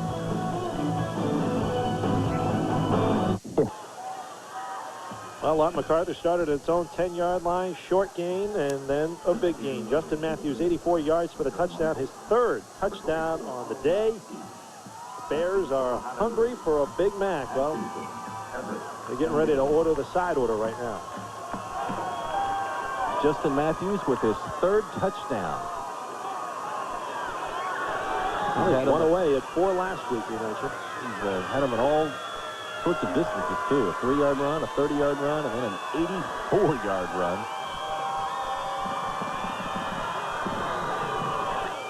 Lawton MacArthur, though, had a good drive going to start the second half. Let's see what they can do this time. Everett at the 5, crosses the 30. A host of Bears to bring him down. Let's take a look at this very impressive run from Justin Matthews. 6 foot, 185-pound senior. Dusty McSwain missed him right there. He's going to outrun Damian Everett. That's saying something, but really saying something was outrunning IT's Atkinson. Atkinson, number 4, right there, who has 4.4 speed. Oh, he got both hands on him, but couldn't quite bring him down. Matthews did an excellent job of keeping his feet in bounds down the sidelines. So you see a 90-yard drive by Marshall. Manning comes out throwing, ball thrown, but connection not able to be made. Matthews was the intended receiver right there on the defensive. Number 5, Chris Allen. I'm sorry, Michael. Also, Jeff leaped in the area right there. Had he been a little bit closer to that, perhaps an interception. Second down and 10. Clyde Ellis working the sidelines, even though his team is up 21-7. 3 wide receivers to the wide side of the field. That's the near side for Manning. The lone setback is Atkinson, and he's got it. Some running room also. A first down for the Highlanders up close to the 45. Fumble on the play, and the Bears have got it. Wait and see what the official says, but every indication so far, look at the scramble, and coming up with the football, Michael Cooper called his name an awful lot early on in the first half. I don't think those guys know the ball's not in there anymore. Atkinson getting up slowly. The last player to get up. I'll tell you, it was a dogfight down in that pile. Such a splendid run, too. He pauses, waiting for the hole to open, takes the ball, still has it, still has it, still has it. His helmet right on the ball, and it comes free. Sean, what's up down the field? Well, that last play was a counter play. They've run with Atkinson for good yardage before. They had good yardage on that play. Atkinson just lost the handle on the football. I saw Brett Manning coming off the field. He was very discouraged. His father, Ernie, trying to get him to keep his head up, but we'll have to see if the Highlanders can stay focused in this second half of the football game. 44-yard line is there. They spotted the ball and raced out. Into the game. That's Justin Matthews carrying one more time. Nice yardage. 8 yards. Bring up second down and 2. Second down and 2. Take a look at this. Yeah, it's the state championship game. Yeah, it's my final game in high school. I think I'll do my best. He said he's averaging 7.6 coming in. Today it's 9.2. Second and 2. Leaf has it. Lunging forward, probably just a little shy of the first down. Scary play that time for Leaf as he had his legs buckled underneath him and got pushed up top. Dusty McSwain was making sure he was down, and certainly was at that point. Well, big play here for the MacArthur defense. They'd like nothing better than to get the ball back for the offense. It's third down and just under a yard.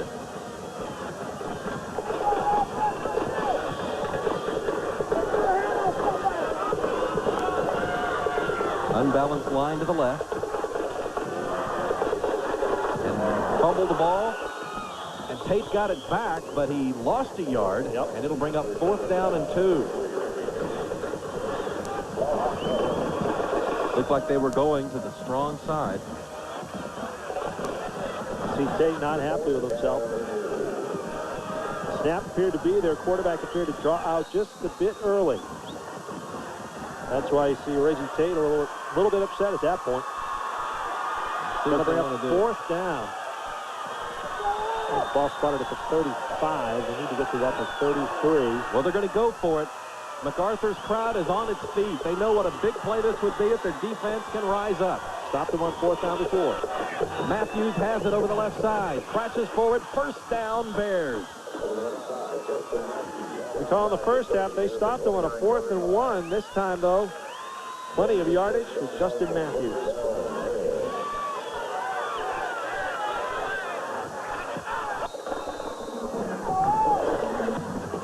Big touchdown, of course, this would be for John Marshall. 14-point lead, puts 12 to 21. Now they got a 1st and 10 at the 30. Unbalanced line to the left. Matthews crossed the 25 and the 23. The record for rushing yards in a game, any playoff game, not just the state championship game, held by Randy Jones of Crescent, who gained 347 yards on just 17 carries back in 1977. It basically takes a 300-yard game to get into the top 5 on that list. Justin Matthews has an opportunity to join that short list of players. So they hit 2nd down and a short 3. IT's Atkinson on a previous play. I'll tell you, he can hit hard. Call it 2nd and 2. Traffic indicates Matthews. Met hard by the Highlander defense this time. Gerald Abington coming up to make the stop.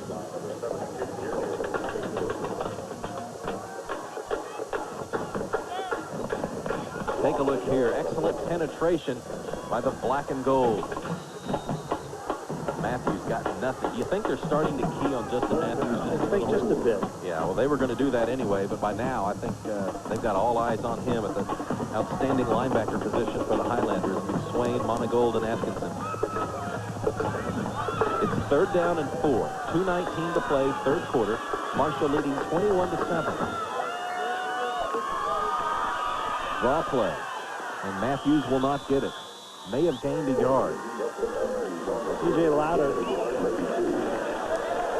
coming up to make the stop. On the stop, 62, Jeff Boone. Also Jeff Boone. Boone actually got him down around the ankles. A good play by Boone, 195-pound junior. Timeout is called. I believe John Marshall took the timeout. They want to talk things over. They are obviously in 4-down territory. 4th and 2 at the 22. And once again, the MacArthur defense being called upon to try to put forth the stop effort. I was going to say, for the 3rd time in the ballgame, we're seeing John Marshall faced with a 4th down. First 2 times they split. First time it was the Lawton MacArthur defense rising to the challenge, getting the ball back on downs. Second time, we just saw it moments ago, John Marshall able to rush the football for a 1st down behind Matthews. Here's the 3rd time they're going to try and work a 4th down. Let's go down to Sean Kimmerly. Well, guys, this is exactly what the John Marshall coaching staff wanted to do going into this game. They wanted to use their big offensive linemen, run Justin Matthews behind them, and take a lot of time off the clock. That's exactly what they're doing. I was just in the Lawton MacArthur huddle there. The coach is trying to keep their players focused. They say, you've got these guys where you want them. I'm not exactly sure 21-7 is exactly where they want them, though. Guys? Nor the 22-yard line, their own 22-yard line. Let's see what the Bears have. 2 wide receivers to the right. Tate still has it. He's looking deep. Thrown incomplete. Far short of Hosea Rogers. In the vicinity of a couple of other white jerseys, Tony Newsom and Aaron Lasky. Not exactly sure who that was intended for. But the Highlanders have held, and they will take over at their own 22-yard line. Lots of real estate between them and the goal line. Damian Everett, Marvin Shoulders, Defensive secondary coverage that time for the MacArthur Highlanders. Highlanders have won 2 of the 3 fourth down battles, and they'll go back on offense now with 1:47 to go in the third quarter. They need 14 points to tie. Jamar Giddings and George Ellis splitting to the near side. It's Joe Mitchell at the top. And Allen goes in motion. They hand off. IT's Atkinson. Got back to the line of scrimmage and nothing more. DJ Grissom had other ideas. Just a junior, big kid, 6'3", 260. Product of that John Marshall weight room, which was really improved in the last 2 or 3 years. That's been given a lot of credit to why John Marshall suddenly has a running game after years of being a passing attack.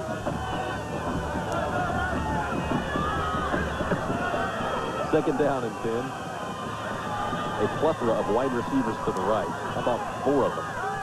They're looking for a home run. The toss is made and incomplete. Well, I'll tell you, Manning was under heavy pressure by Seneca Harris. One more step and he would have had a hand on him. Marvin Shoulders was the intent receiver. There you see Marvin, 5'9", 155-pound senior. Got a penalty against MacArthur. Illegal procedure. Is that the call, Mark? Yes, it is. And that'll give him the down over at least. Illegal procedure. Don't have a choice. You have to take that, I guess. So it's second down and 15. No, you do have a choice in that instance. Third down and about 10. They declined the penalty, as you would expect.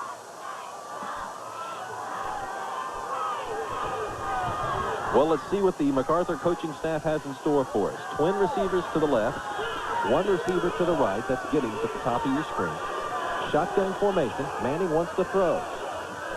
Going deep. Had his man, but a great defensive play knocks the ball incomplete. George Ellis had both hands on it, but Michael Cooper playing an outstanding game. Michael Cooper just laid the hammer down, as they say. This is an incredible hit. Well, and we've got a different angle of it. Near side, ball's up, receiver's prone, got his hands on it, and bam. Well, he was going to catch it. Michael Cooper saved that play and the possession. Fly into the football. Defensive secondary. That was something. Dusty McSwain now on the punt. Less than a minute to go in the third quarter.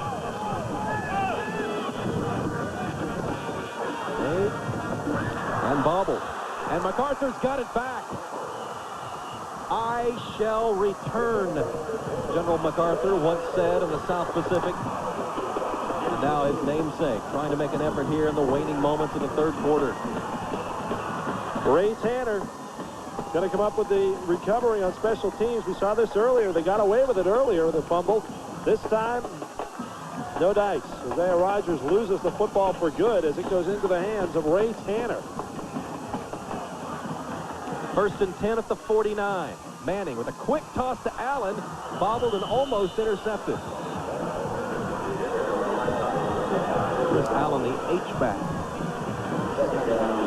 MacArthur offense, a lot like Kansas State's attack. Arkansas is trying to do some of these things as well. New Mexico's adopted this offense. It is heavily dependent on a good quarterback. Brett Manning can do it. Second down and 10. No room for Everett. No, none at all. Great job of stacking up the line and spreading things out that time by the John Marshall defense. Damon Everett had a few seconds to kind of look for another option, but there were no options to be found. Seneca Harris coming up to make the stop. Clock winds down to the end of the third quarter. See if MacArthur can get the play off. There's 10 seconds right now. I'm not sure if Manning realizes it. They're walking to the line of scrimmage. I don't think he's aware of it. I don't think they're going to get it off. Well, that's it. We're reading zeros on the board. Have been for about 4 or 5 seconds. There's 1 quarter of football to be played. The Highlanders need to strike. We'll be back.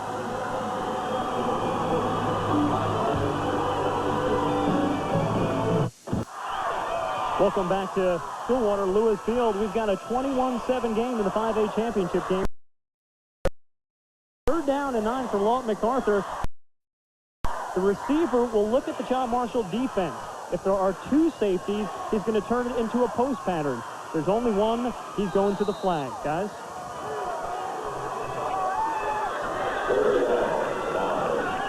Sean, there are 2 safeties. There's your post. There's your interception. Reggie Tate's got his second tater of the game. Reggie Tate stepping across the field, picking it up like it's a fly ball to center field, and runs it out of bounds safely. John Marshall will take over on offense to start the 4th quarter of play right here. Watch it just come out of the right part of your screen. As we talked about, he's a star of the basketball court. Great leaping ability. Nice return, and the ball will be spotted at the 47-yard line as John Marshall goes on offense first time in the 4th quarter. Big play, and you consider that Highlanders had made some noise on defense and special teams, and the offense looks to be ready to get it in gear, but John Marshall comes through the defensive secondary. Flag down, as you would expect. Marshall might try to keep some clock. Matthews had the ball. The play was never active. Keep in mind, folks, it's only a 14-point ball game. I mean, if the Highlanders score, then it's a 7-point ball game. There's still plenty of time. Delay of game on the Bears. 1st and 15. Dead ball, delay on the offense. Clyde Ellis doesn't want to see. He saw 6 penalties called on his Bears in the first half, and to try and avoid that here. They need to sustain it, get a scoring drive together to try and put away the Highlanders.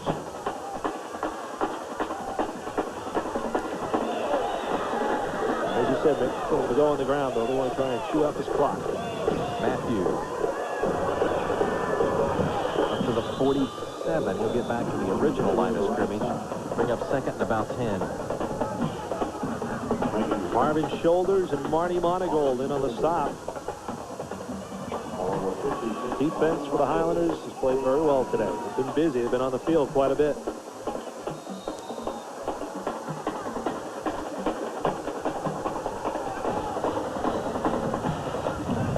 Justin Matthews has accumulated some great numbers. We're going to take a look at that in a moment. Very likely he'll have the ball again here. 2nd down, and let's call it 11. That's their own 47. There he goes.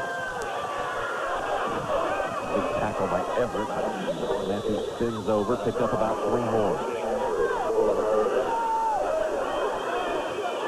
Everett Statistical crew updating the numbers. Everett tackling Matthews up high, but still able to wrestle him down. As you see stats stacked in favor. Look at total yardage, 339 to 130. Again, the penalties. Highlanders with just 1 passing yard. That's a surprise. Of course, it's not over. 3rd down and 8.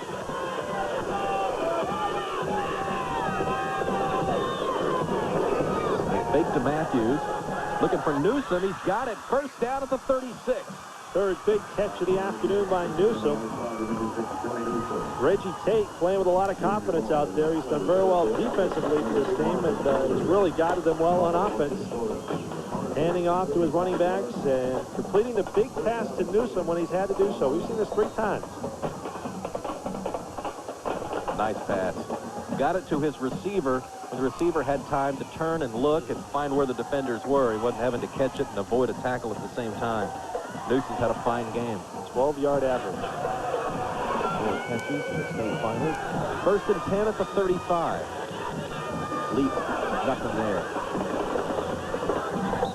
2nd effort gives him a yard or 2. Normally after a big pass play, you'll return to the run, which is exactly what Lawton MacArthur was looking for, and the defense read it very well. There's a lot of players that just don't want to get up. Yeah, I don't know if they're tired or if they're just banged up or what. Maybe a little of both. It's been a long afternoon for the offense of John Marshall and the defense of Lawton MacArthur. Indeed. They have played a lot of football. Gained, we'll call it a yard, actually about half that. 2nd down and 9. Ball just inside the 35. Clyde Ellis is saying, hold on to that ball. Exactly. This game is not over yet. 9:28. Still to play. Pitch to Matthews. Penalty marker down as Matthews goes out of bounds at the 31. Thrown back behind the line of scrimmage. This could be on number 12, Quentin Thacker. John Marshall. At the 31. Thrown in the interior. Sometimes you're trying to spring your running back outside, and it sometimes takes an illegal move to get him outside. It is. Julian Johnson, number 2, helping to lead the way for Matthews. Calls an illegal chop block on the offense. So indeed it is a penalty on the Bears.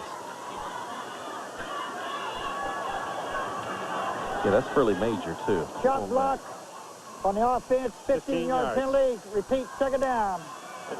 We talked earlier about this officiating crew. The most inexperienced of these officials has 19 years of calling football games. They've been together for 7 years as a crew out of Tulsa. And it's 2nd down and 25. The ball is at midfield. Tate's going to go into the shotgun formation.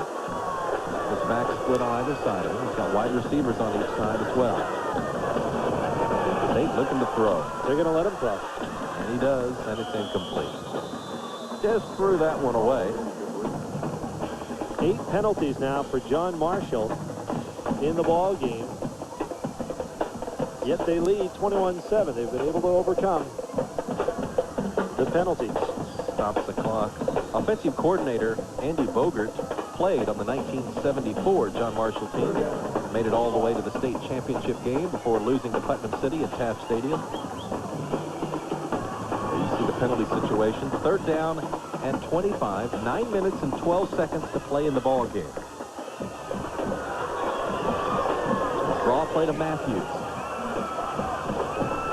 Falls ahead and picked up about 5.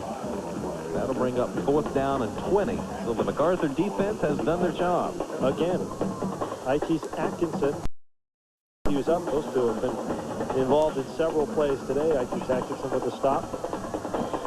Justin Matthews, what can you say? 35 carries, 281 yards. Of course, the 84-yard touchdown run in the 2nd half, which helped give the Bears a 14-point cushion. Snap is back in good shape, and a nice punt. Sending Giddings all the way back into the end zone, and he watches the ball go out of the end zone. And so when we get back, Lawton MacArthur will start at its own 20-yard line. 8.5 minutes to play. MacArthur getting ready to start moving the ball the other direction. Back at Lewis Field, where Lawton MacArthur starts its possession at its 20-yard line. Mark, they got a bunch of receivers out here, 3 to the near side. Well, they got to make up some ground, and still 8:28 to go in the ball game. Give it to IT's Atkinson right up the middle, and he's got running room, as you might expect. Across the 25 to the 27-yard line. No huddle offense now employed by Manning and MacArthur. Sometimes this can work to your advantage. It's been slow going through offense. Sometimes you move it along quickly. Kids focus a little bit tighter. Again, it's IT's Atkinson to the 35, 1st down, fumble. Fumble went right back up the shirt. I think he was able to fall on it. He did. Atkinson got it back. 1st down for the Highlanders. Again, no huddle. Clock momentarily stopped. There you see Atkinson. Nice tackle there. I believe that was Tango McCauley, number 9. Right, Tango McCauley. Yeah. Well coached. 6'3", 220-pound junior. A lot of seniors on this John Marshall team, but the cupboard will not be bare, they say. The running room. Indeed, Manning finding running room across the 50 and another 1st down. That'll stop the clock. Brent Manning able to pick up 11 yards on the carry. 1st down across midfield. Doing a good job of spreading out the field, finding running room. Take a look here. Manning tucks it up, heads downfield. Being recruited by some Division I schools as a quarterback. Wants to throw here on first down. Punt. Now takes it to the near side. He's got Allen open. Overthrow. Cannot find him. He's open momentarily, but the sidelines are also becoming a factor. It'll be second down and 10. It was a well-designed play. It shook out the way they wanted to. It's just a little bit too much on the pass. As you said, they were running on a room over the sidelines a bit there, but all the players were where they're supposed to be.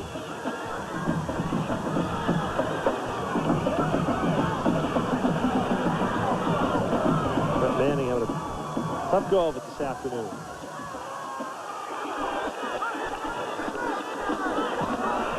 Everett across the 40, lowers his head to the 35, still on his feet to the 30-yard line. Oh, what a run by Damian Everett. That's one Tony Newsome is going to see, as they say, in his sleep tonight. Tony Newsome got run over by Damian Everett. Plain and simple. If you want to know what it's like to be steamrolled, keep your eye on number 6 in white. There he is. Oh, wow, you're right. Brought down by Reggie Tate. Tony Newsome, 6'2", 210 pounds. And Everett's supposed to be the guy that doesn't run over people. So much for that. Going deep. Right into the sun. That's Joe Mitchell. He's trying to catch it over his shoulders. He may have lost it. You see the shadows going in that direction. Sean, what do you got for us?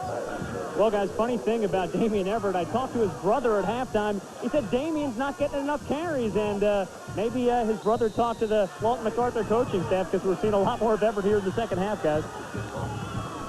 MacArthur is in a drive. They've moved the ball already 50 yards, but they still have 30 more to go. They huddle up there as the clock had been stopped. 6:42 to play. MacArthur doing an excellent job of not using up the clock and moving the ball. Quick snap count. The throw, and it looked like it may have been batted down or may have been hit as he threw, as it falls harmlessly incomplete. They've had receivers open this afternoon. Brett Manning's got to deliver the football. Looked like Seneca Harris may have gotten in there. No, there's Tango. You got it. Yeah. Tango McCauley, 6'3", 220-pound junior.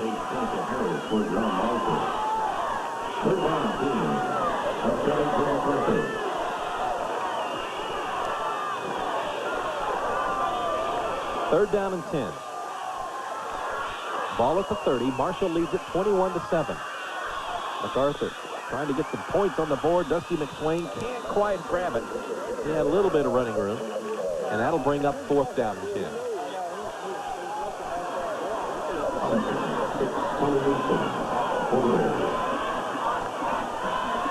The Mannings talking things over, father and son.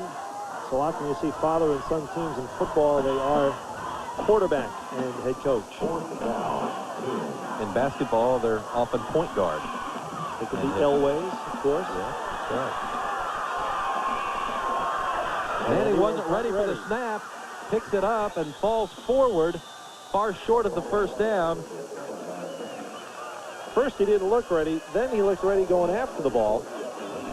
But certainly that was not by design. You don't know what's going to happen when a football hits you in the chest. It was a good snap, but he was not expecting it at that time. And John Marshall takes over. Now the ball was snapped early. He was actually receivers at that point, right here. He may have been changing a route or. Well, we said at the beginning of the game that he will audible if he sees a defensive formation he feels isn't going to work with the offense. That time the center snapped the ball early. We'll be right back with more from Stillwater.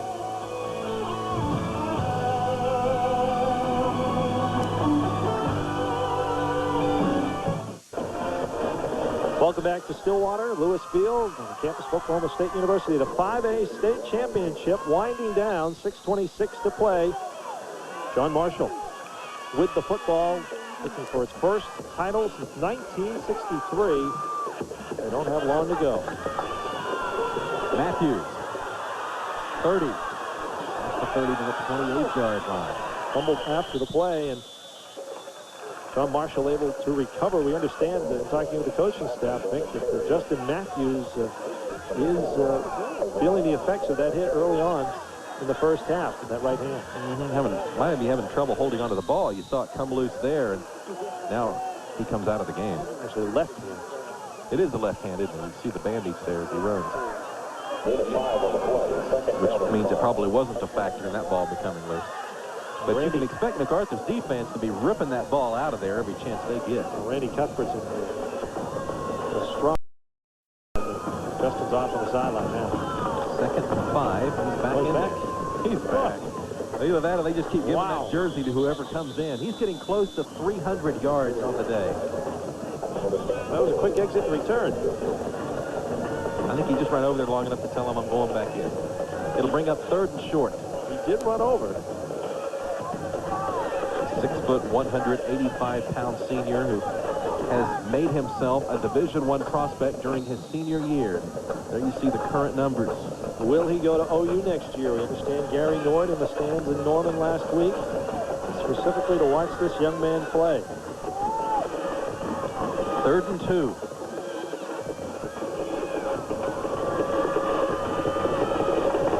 Matthews. Very close to the first down. Ball loose. And they're saying MacArthur's got it. Gerald Abington.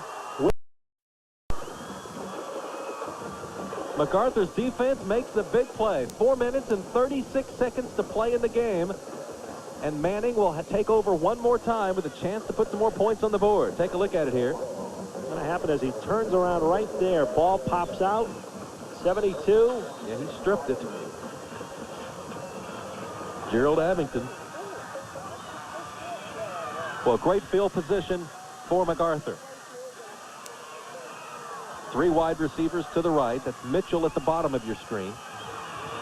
He's the go-to guy. They still got time. 4 minutes. Down by 14. Manning. Trying to evade the rush. Does momentarily, but they've got him now. Looks like DJ Grissom, number 72. Looks like he's shooken up on the play. DJ Grissom. Tough to elude this guy. He is big. Manning was able to evade the initial surge. Tango McCauley. Yeah, got away from Tango, but it was the last tango, but it wasn't the last bear coming in. It wasn't Harris. 2nd down and 20. I'll tell you, John Marshall tackles high, tackles low. A lot of times, 2 tacklers almost picked off him. Ball batted away by J.R. Ellis, 160-pound cornerback. Another one of the many seniors on this John Marshall team. You see Brett Manning on that strong right arm. This time, the Bears were there. Marvin Shoulders, the intended receiver, came back for the ball, but as you mentioned, Nick Defender got there. 3rd down and 20. John Marshall's defense has played so well today. Lawton MacArthur can really put points on the board. Today, they've been stopped. You look at Itis Atkinson. His touchdown seems so long ago. There's Itis again, across the 35 to the 30. Draw play comes close to a 1st down. It'll bring up 4th down. They have a long way to go. It's 3rd and 20 and a flag back at the line of scrimmage. Does not look good for the Highlanders. Itis Atkinson into that backfield quickly. And it's all coming back. Yes, it is. Getting back to my point earlier, 68-yard touchdown run by Itis Atkinson made it 7-7. That took 31 seconds and really caught John Marshall by surprise. That's the only time. 10-yard penalty. Repeat 3rd down. The Bears secondary has played extremely well. Well, this is going to be extremely tough. 3rd down. What, 30? Yeah, 3rd down and 30. A long way. Yeah. Gonna put it up there. Got a man downfield. Intercepted. That Cooper? Michael Cooper. Yep. Michael Cooper may have put this one away. It's almost basketball season at John Marshall. Michael Cooper has had a whale of a ball game this afternoon. Had the big hit, you recall, earlier in the ball game. That's right. And now the big pick. Ball thrown well, but in this situation, Marshall able to just put players back and for that exact situation and that scenario, and almost impossible to complete a pass. And now it's 1st and 10 at the 45-yard line. Only 3:04 remaining to play in the ball game. So John Marshall's going to keep it on the ground. Work that clock. Across the 45 to the 44. It's been tough running for the John Marshall Bears here in the second half, with the exception of the 84-yard run to pay dirt for Justin Matthews. Sean? Well, guys, Justin Matthews now about 60 yards away from the state record. You wonder, do coaches care about that? Are they concerned about it? Are they even aware of what's going on? Well, the answer is yes, they are. I heard Coach Clyde Ellis talking to Justin Matthews just before. He said, "You're 60 yards away from the record. Do you want it?" And he said unequivocally, "Yes, I want it." So I expect we'll get plenty of carries here. 2nd down, about 10. Matthews again. Nice cut, and he falls forward. About 3 more. It appears that he's at least going to come up with a 300-yard game, but that state record would seem to be out of reach, because even if he broke one all the way, he still wouldn't have it. Gerald Abington coming up to make the stop. 2:15 remaining to play in the Class 5A state championship game. Clyde Ellis, his 9th year, 56-36 entering the contest. Said he's 90% sure that this is it for him as far as being the football coach for John Marshall. We asked Dennis Huggins about that after last night's game in Midwest City. There was speculation he may step down. He said, right now, I just want to savor the moment. Talk to me later on. Well, I think it's always tempting in both situations. You've had an undefeated season. You've had a team that was led by seniors. Do you want to go through the rebuilding process, albeit both programs are needing a whole lot of rebuilding, but there's be some rebuilding process. Do you want to go through that, or do you want another coach to come in and start that on his own? And coaching will wear you out, as both of those men, I'm sure, can attest. 12 months a year. Well, there's some huge numbers for Justin Matthews in 1995.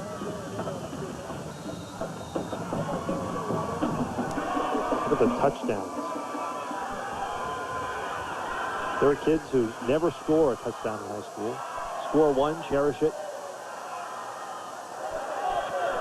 The state record for yards in a playoff game is 347, so he's 54 yards away. Ball's at the 42-yard line. Now, I got to think fatigue is starting to take over on Justin Matthews. You get around 40 carries in a game. Timeout for MacArthur. What's the record for carries in a game? That's what we should be looking at. I don't think we have that.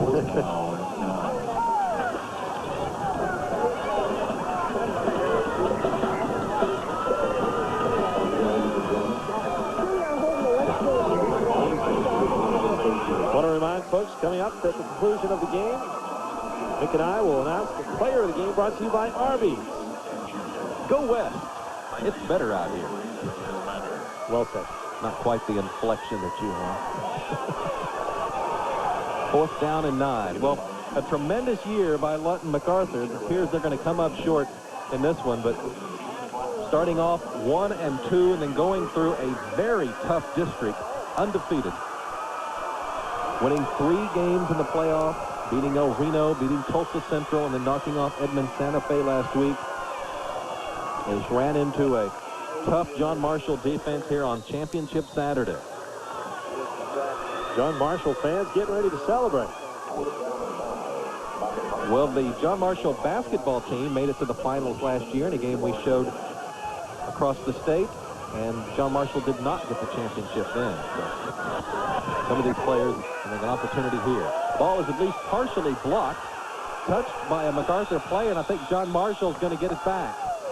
Well, it was partially blocked, but crossed the line of scrimmage. Then I believe that was Itis Atkinson, who was trying to catch it over his shoulder. May not have been. It may have been a different MacArthur player, perhaps Marvin Shoulders. Either way, the ball was then knocked to the turf, and the white jerseys fell on it. Well, T.J. Lauder is the player who got his hand on the football for MacArthur. That helped partially block the punt. Down the other end, though, it finally lands in the hands of Lee Sutter. 82 right here. Great penetration. T.J. Louder. Again, Lee Sutter, 6'3", 270 pounds, number 79, picking it up down at the other end for the John Marshall Bears, who are just moving closer and closer to their first championship since 1963.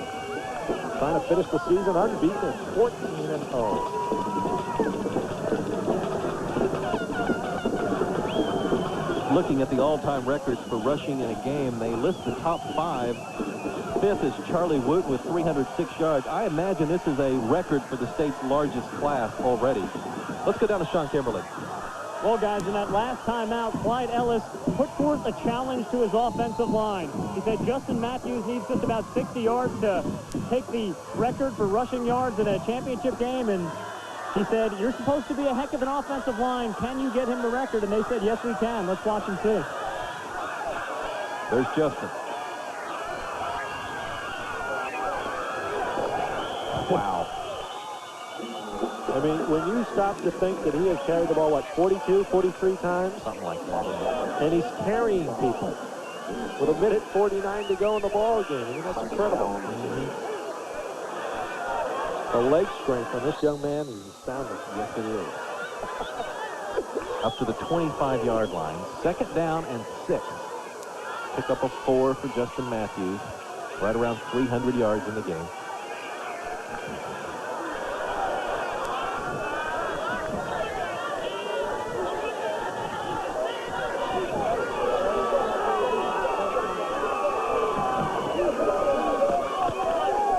Again, you can hear the cracking of the shoulder pads out there.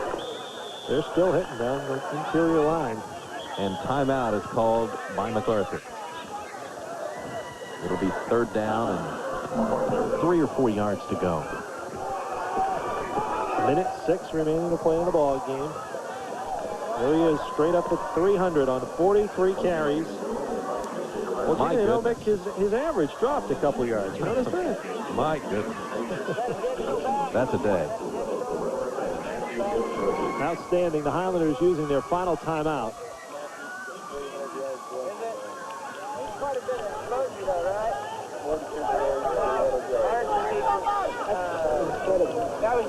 Clyde Ellis coaching down to the very last second.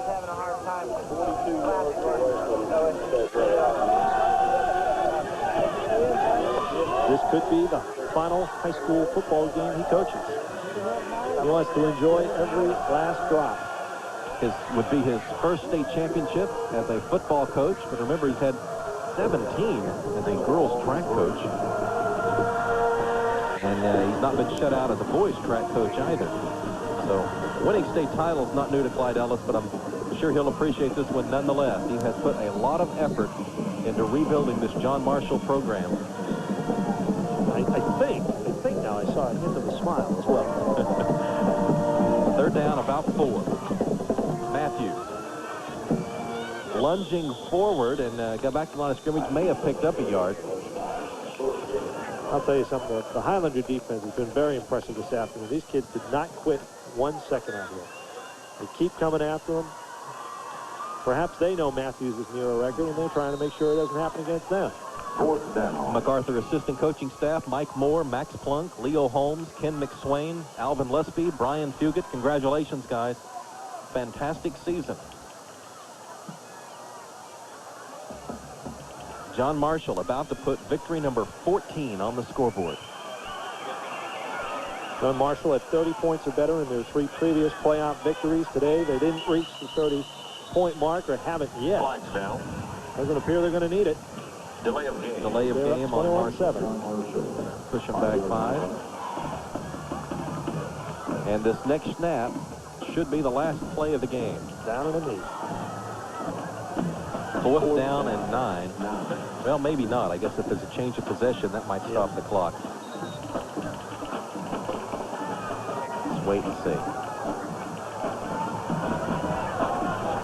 No timeouts for the Highlanders.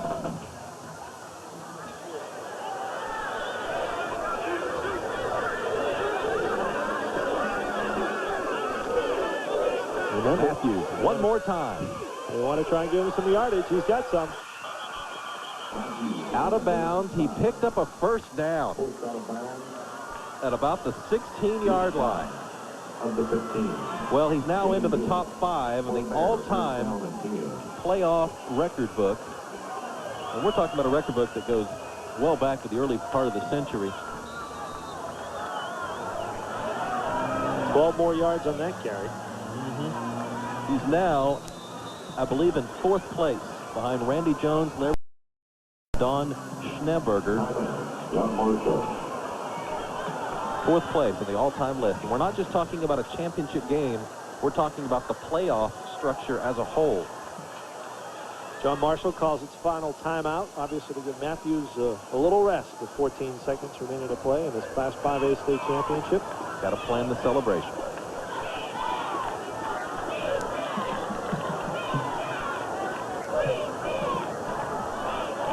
(21-7). Both teams struck quickly early in the game. Looked like there were going to be a lot more points on the board. The first couple of the series, didn't it? Yes, it did. After that, the defenses took over for the most part, except for the big run by Matthews of 84 yards, the lone scorer here in the second half. Would be remiss if we did not mention the benevolence of Dick Bogert, who has helped out the John Marshall Athletic Department over the years. Some of the fruits of his labor coming to end today. John Marshall has laid down the law. 21-7 is going to be your final score. The Bears have the state championship for 1995.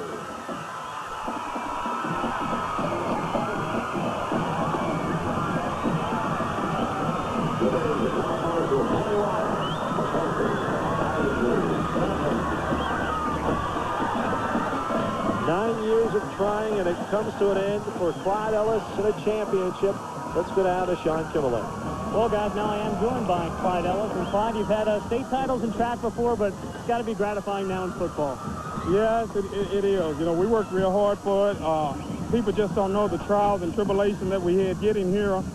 We had a lot of people doubt us. We had people in our own building doubt us. We had athletes that wanted to come out, and people were talking to them not to come out. You know, but we preach discipline, teamwork, and we have some good athletes. Looked like you saw everything that Lawton Mac had in for you. The only thing you didn't see, I don't think, was that Gatorade. I tell you, that's right. That first play of the ball game, what it is, we didn't think that they were going to run that, and our end got caught in. Other than that, I thought the defense played excellent, and the offense did good because Lawton Mac's a heck of a team. They've been averaging 43, 44 points a game. When you talk about the offense, you certainly have to talk about Justin Matthews. Oh, definitely. I think he had, a little over 300 yards. Yep. He ran hard, he worked hard. Justin is a great athlete, and he's very modest, and that's the good thing about him. And what about you? You've hinted this could be it for you. Any decisions yet? Definitely. I'm just like that Christmas turkey. You can stick a fork in me, I'm done. Coach, congratulations going out with a ring on your finger. Guys, let's send it back up to you. All right, so Clyde Ellis is through. The John Marshall Bears have won a state championship in football, their first since 1963. Some final comments after this.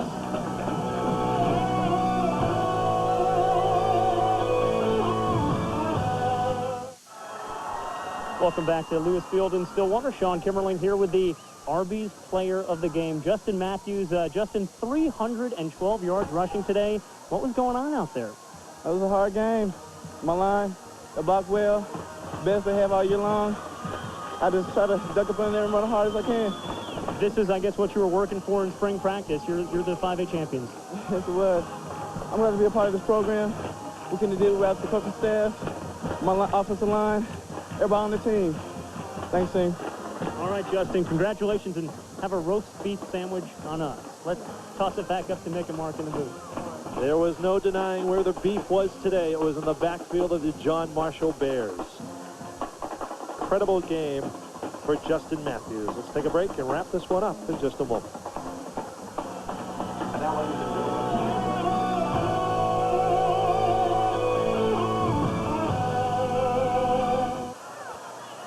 Welcome back to Stillwater, Lewis Field. The John Marshall Bears celebrating the end to a perfect season. 14-0 state champions in Class 5A, Nick. Mark, it's been fun. It has. It's been a ball. We'd like to thank Nell Elzey and his crew for getting us some great pictures. Producer Chip Mahaney providing the instructions in the truck as the John Marshall Bears have claimed the gold ball for Class 5A in 1995. Good night from Lewis Field.